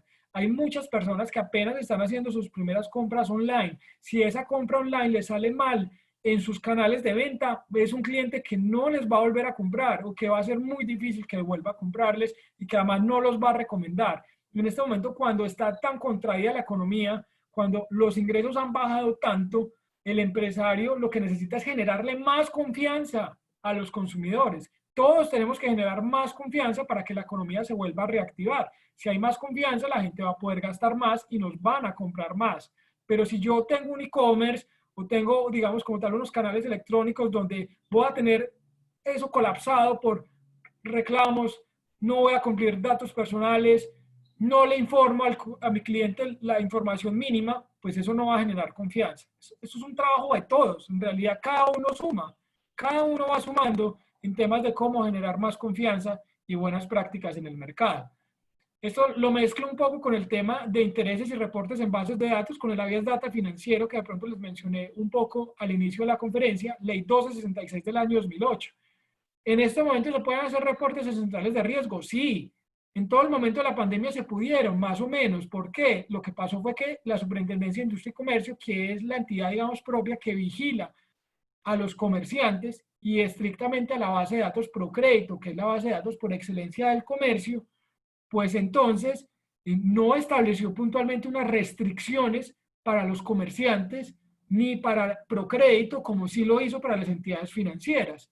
¿Por qué? Porque es que no se puede comparar un empresario, por más grande que sea, con un banco. Entonces, los bancos sí tenían las prohibiciones como tal de hacer esos reportes y no podían actualizar la información, pero un comerciante, por más grande que sea, nunca se va a igualar a un banco. Entonces, lo que pasó fue que la superintendencia hizo un llamado a la autorregulación, sobre todo en esos primeros 2, 3 meses, donde el comercio estuvo tan cerrado, donde hubo tantas pérdidas en el trabajo, incluso de trabajos, perdón.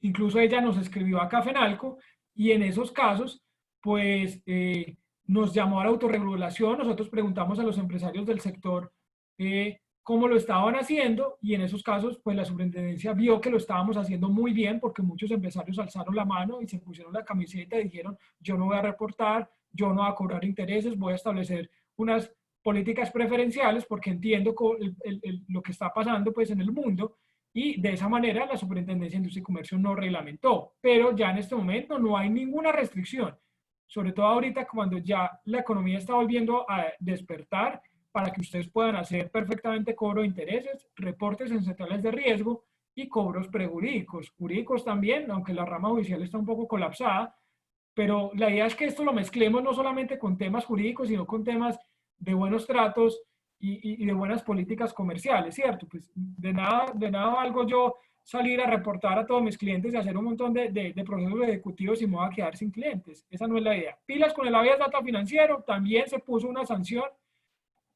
de 263 millones a Movistar. Esta es muy reciente, 9 de septiembre. Vean que el monstruo está despertando, yo no miento.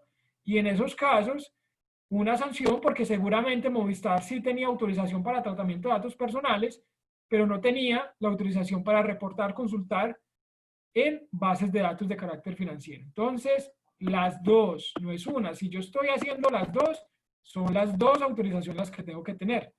La superintendencia también ha venido adelantando averiguaciones preliminares recientemente en pandemia con temas de el comercio electrónico. Estos los traemos para que ustedes vean exactamente qué es lo que les puede pasar a ustedes si no cumplimos bien. La entrega de los productos, por ejemplo, no tiene lugar en los rangos de fecha definidos. El proceso de compra no se advierte en los retrasos que se están presentando en la operación logística. Hay retrasos, no están cumpliendo. No se está informando de manera adecuada el procedimiento de la reversión del pago. Miren que es que esto no es charlando, esto es copiado y traído puntualmente un pliego de cargos para un empresario, que no voy a decir el nombre porque a mí no me interesa acá dejar en mal a nadie, pero esto es exactamente lo que está verificando la superintendencia. Hay dificultades para establecer contacto en línea de atención al cliente por tiempos prolongados. Miren que se contradice un poco el superintendente porque dice que una mala atención no es un tema del estatuto del consumidor, pero acá me dicen que sí lo puede ser. Entonces, ahí hay un tema pues que no se puede legislar obviamente vía Twitter. Entrega de productos en malas condiciones o con empaquetados o malos o violentados, lo cual pone en riesgo a los consumidores además por temas de pandemia. Falta de claridad respecto a la disponibilidad de los productos. No se da información fidedigna, clara, suficiente y actualizada, que es lo que les he venido insistiendo prácticamente hace una hora. Entonces miren que esto es lo que pasa en la vida real. Recomendaciones que le dio la superintendencia en estos casos. Instalar en la página web una ventana emergente, la cual se brinde información sobre los retrasos y los temas que se pueden presentar por el COVID-19 y el derecho a la reversión del pago. Yo perfectamente puedo tener mis términos y condiciones que entonces mi entrega, por ejemplo, no se realiza dentro de los 5 días, sino dentro de los 10 o 15 días siguientes. Tengo que tener de pronto, es recomendable un margen de maniobra. Si yo logísticamente sé que yo no me demoro más de 10 días, pues no lo pongamos 10 días, sino 15, porque es que algo puede pasar y sobre todo en estos temas de pandemia. Entonces, hay que ser un poco hábil también con estos temas para poder estructurar de manera adecuada. Tiene que haber una parte visible, accesible, que se llame reversión del pago. Esto miren cómo lo refuerza tanto la superintendencia acá. Ya para terminar, el tema de los influencers también. ¿Qué es un influencer? Es una persona que puede generar motivaciones de compra de productos o servicios por medio de canales digitales, explícitamente, en redes sociales. Hay unos muy famosos, miren esta, se llama Yuya, tiene 24 millones de suscriptores en YouTube y tiene su propio shampoo. Entonces, son personas que modifican los hábitos de consumo, que pueden perfectamente orientar, influenciar fácilmente a un gran número de potenciales clientes de ustedes. Pero yo también les ponía el ejemplo que, por ejemplo, perfectamente, si ustedes ya tienen una red social poderosa, interesante y hacen publicaciones de terceros, pues eventualmente ustedes también se podrían estar comportando como influencers. Quiero tocar el tema de publicidad y publicidad engañosa porque muchas veces es lo que pasa con los influencers. ¿Qué es publicidad? Eso está reglamentado en el Estatuto del Consumidor también. Toda forma y contenido de comunicación que tenga como finalidad influir las decisiones de consumo, y va a ser publicidad engañosa todo ello que induzca o pueda inducir al error o engaño o confusión. Entonces, pues estos temas de secretos mágicos y todo el tema de échate una crema y rejuvenece 30 años en un día, pues esos son temas que en realidad no funcionan, no existen, no tienen un soporte científico, y que por más de que un influencer lo publicite, pues antes los va a ver expuestos también a ustedes. Esto lo traemos porque recientemente se estableció esta nueva guía, julio del 2020, sobre guía de buenas prácticas para hacer contratación con influencers. Básicamente, ¿quién va a ser el anunciante? Van a ser ustedes muchas veces si es que contratan con un influenciador. En esos casos va a ser todo el comerciante, básicamente toda persona natural o jurídica que por cuenta propia o a nombre suyo se haga o se divulgue una publicidad con el propósito de promover productos. Y el influenciador, hay una definición de influenciador por parte de la Superintendencia de Industria y Comercio, es toda persona, no es que sea famoso, no, que publique contenido en medios de comunicación, en particular de redes sociales, plataformas digitales, compartiendo sus experiencias y opiniones, capaces de influir de manera predominante. Entonces sí tiene que tener un número importante de seguidores, pero puede ser perfectamente, eventualmente una empresa, en las decisiones de consumo, generando credibilidad en sus seguidores. Entonces, pilas, porque ahí podemos tener la doble connotación, ¿cierto? Si, por ejemplo, yo no sé, sale el éxito recomendando productos, no sé, de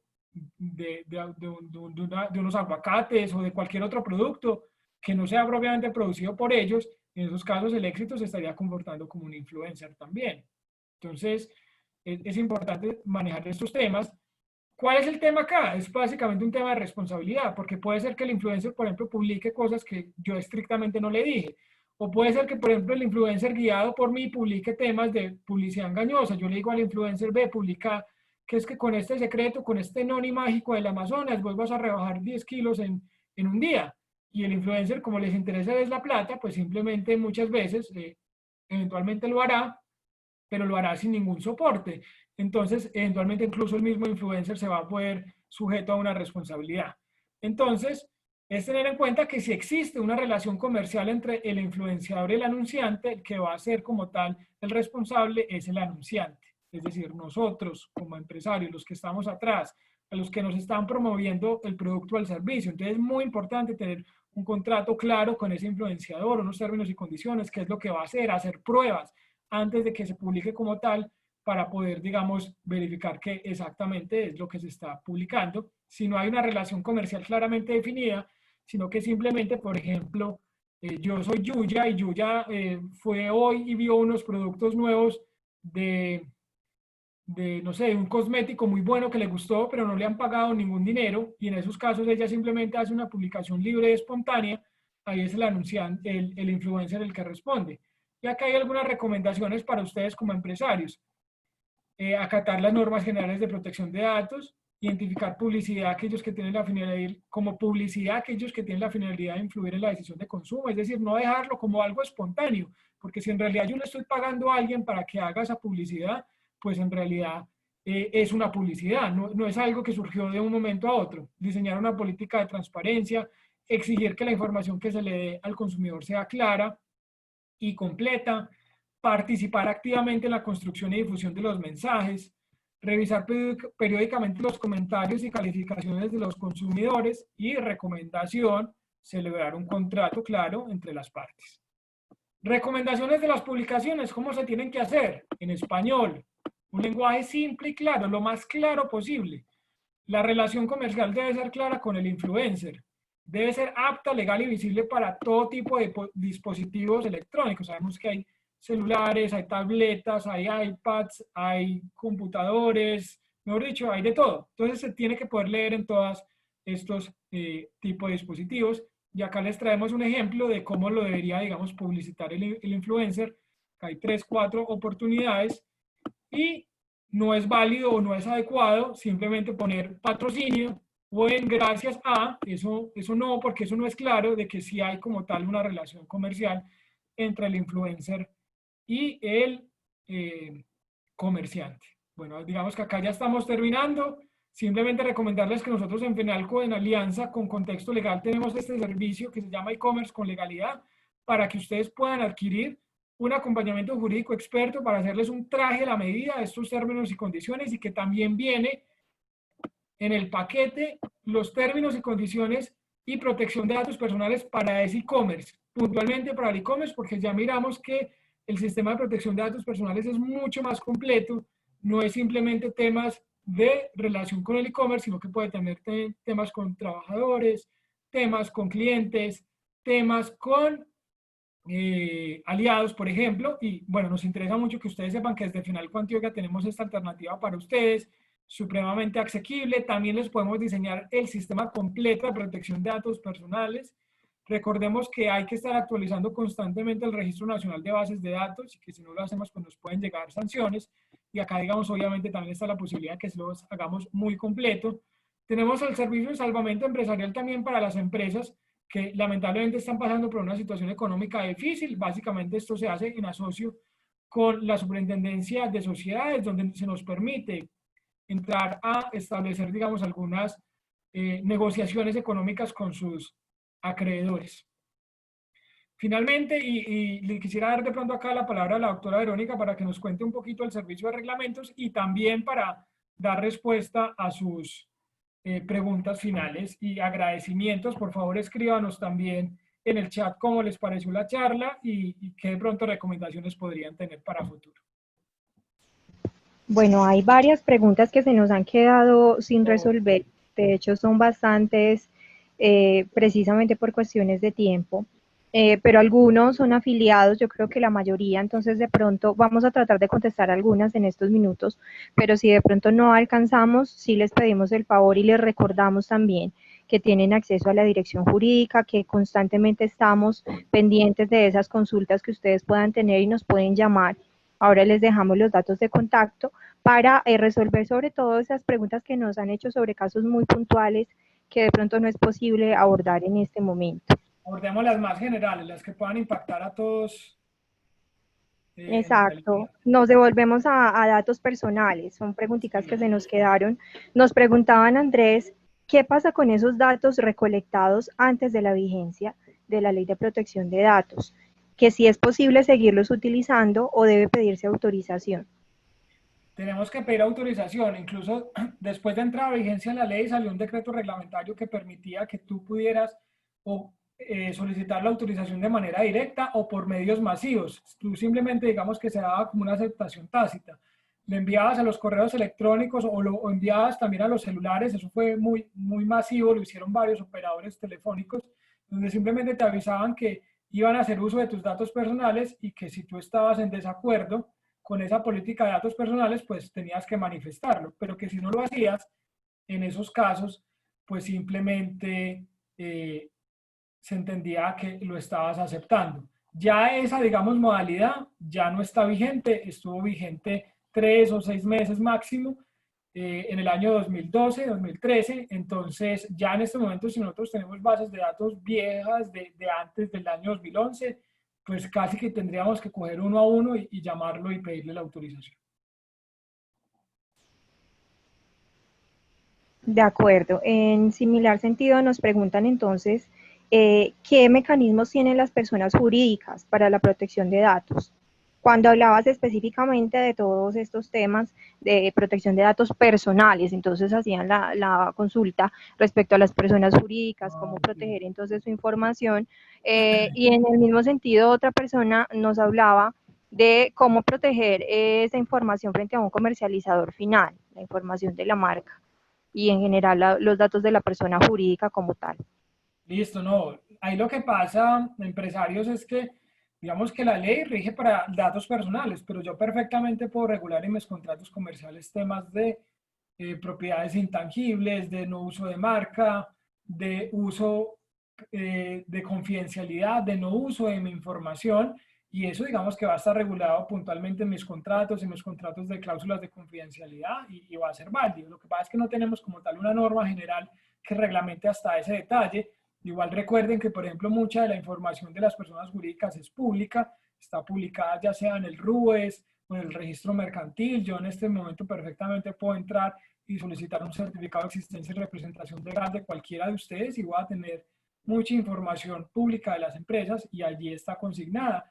Igualmente está consignada muchos de sus estados financieros en la Superintendencia de Sociedades, Superintendencia Financiera, de pronto algunos, Superintendencia de Transporte, Vigilancia, etcétera. Hay mucha información porque se entiende, digamos, que las personas jurídicas tienen un nivel inferior de privacidad, mientras que las personas naturales sí tenemos unos altos, digamos, unos estándares más altos. Eso no quiere decir que la información de las personas jurídicas no sea importante, sino que simplemente la vamos a proteger por medio de otras alternativas, como son, reitero, contratos de confidencialidad, cláusulas de confidencialidad y políticas internas en mi empresa. Es que si bien las políticas internas de protección de datos personales son en principio solo para datos personales, yo perfectamente puedo tener temas de protección de seguridad de mi información y lo debo tener, sobre todo en mis secretos industriales, de mis patentes, de mi know-how, pues ¿cómo lo voy a proteger? De alguna manera tengo que tener un procedimiento claro en mi empresa para que esa información tan valiosa pues no se me escape. Perfecto. Bueno, yo quiero nuevamente poner a disposición de todos ustedes los servicios de la Dirección Jurídica de FENALCO Antioquia. Recuerden que como afiliados, que la mayoría de quienes nos acompañan lo son, tienen acceso a la asesoría para resolver estas inquietudes que se nos quedan del día de hoy, que seguramente son muchas más porque el tiempo es corto para abordar todos estos temas, pero también contamos con asesoría entonces en derecho laboral, en derecho tributario y estos temas que nos compartía Andrés. En derecho laboral, entonces queremos contarles también que estamos trabajando fuertemente por estos días en la actualización de los reglamentos internos de trabajo. Dada esta situación, esta coyuntura que estamos atravesando, se presentaron nuevas necesidades en cuanto al manejo del recurso humano en las empresas por todas estas normas de bioseguridad, la necesidad de adelantar procedimientos disciplinarios y en general de interactuar con los trabajadores que se encuentran en trabajo en casa a través de medios virtuales, entre otras servicios que les invitamos a conocer, a que se pongan en contacto con nosotros para brindarles toda la asesoría pertinente. Igualmente les queremos contar que les vamos a compartir la presentación de esta conferencia, de este conversatorio que tuvimos en esta mañana, a los correos electrónicos que ustedes ingresaron al momento de hacer la inscripción. Nos estaban preguntando que cuándo podríamos enviar la conferencia. Tengo entendido que nos demora alrededor, no nos la entregan inmediatamente la grabación de la conferencia, no nos la entregan el día de hoy, entonces es posible que más o menos el día lunes, la próxima semana ya les estemos compartiendo la grabación de la conferencia con la presentación. En pantalla encuentran los datos de contacto, el correo electrónico de la secretaria de la Dirección Jurídica, Clementina Cano.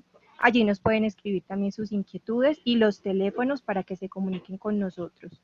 Muchas gracias a todos por su atención. Le doy paso a Andrés para su intervención final. No, muchas gracias a todos. En realidad sí hay muchas preguntas, algunos muy puntuales. Les pido por favor no compartan sus correos electrónicos en el chat porque pues de eso hemos hablado toda la mañana. Por favor no lo escriben simplemente a nuestro correo electrónico. De todos modos, en la base de datos, pues si ya estaban inscritos, ahí les va a llegar automáticamente las memorias, no nos las tienen que pedir. Para los que entraron nuevos, pues también se les va a enviar. Voy a hacer todo lo posible por quedarme con este chat y por favor de pronto, Astrid, si no cerramos inmediatamente, sino que me das 10, 15 minutos, yo cojo los correos electrónicos que ya se escribieron y los enviamos, pero por regla general solamente pídalos a secano@fenalcoantioquia.com. Por acá veo el señor Octavio Arango, sí, el producto tiene que estar exactamente en buena calidad, en el mismo estado, si no, no es derecho de retracto, coincidimos. Y yo creo que la mayoría ya las conversamos. Les agradezco mucho. Espero que hayan pasado un excelente momento con nosotros y que tengan un excelente día. Un abrazo para todos y recuerden, FENALCO Antioquia, el gremio de los empresarios, también pueden consultar temas de afiliación si de pronto no son afiliados. Que estén bien. Gracias a todos, que tengan un buen día. Seguimos en contacto.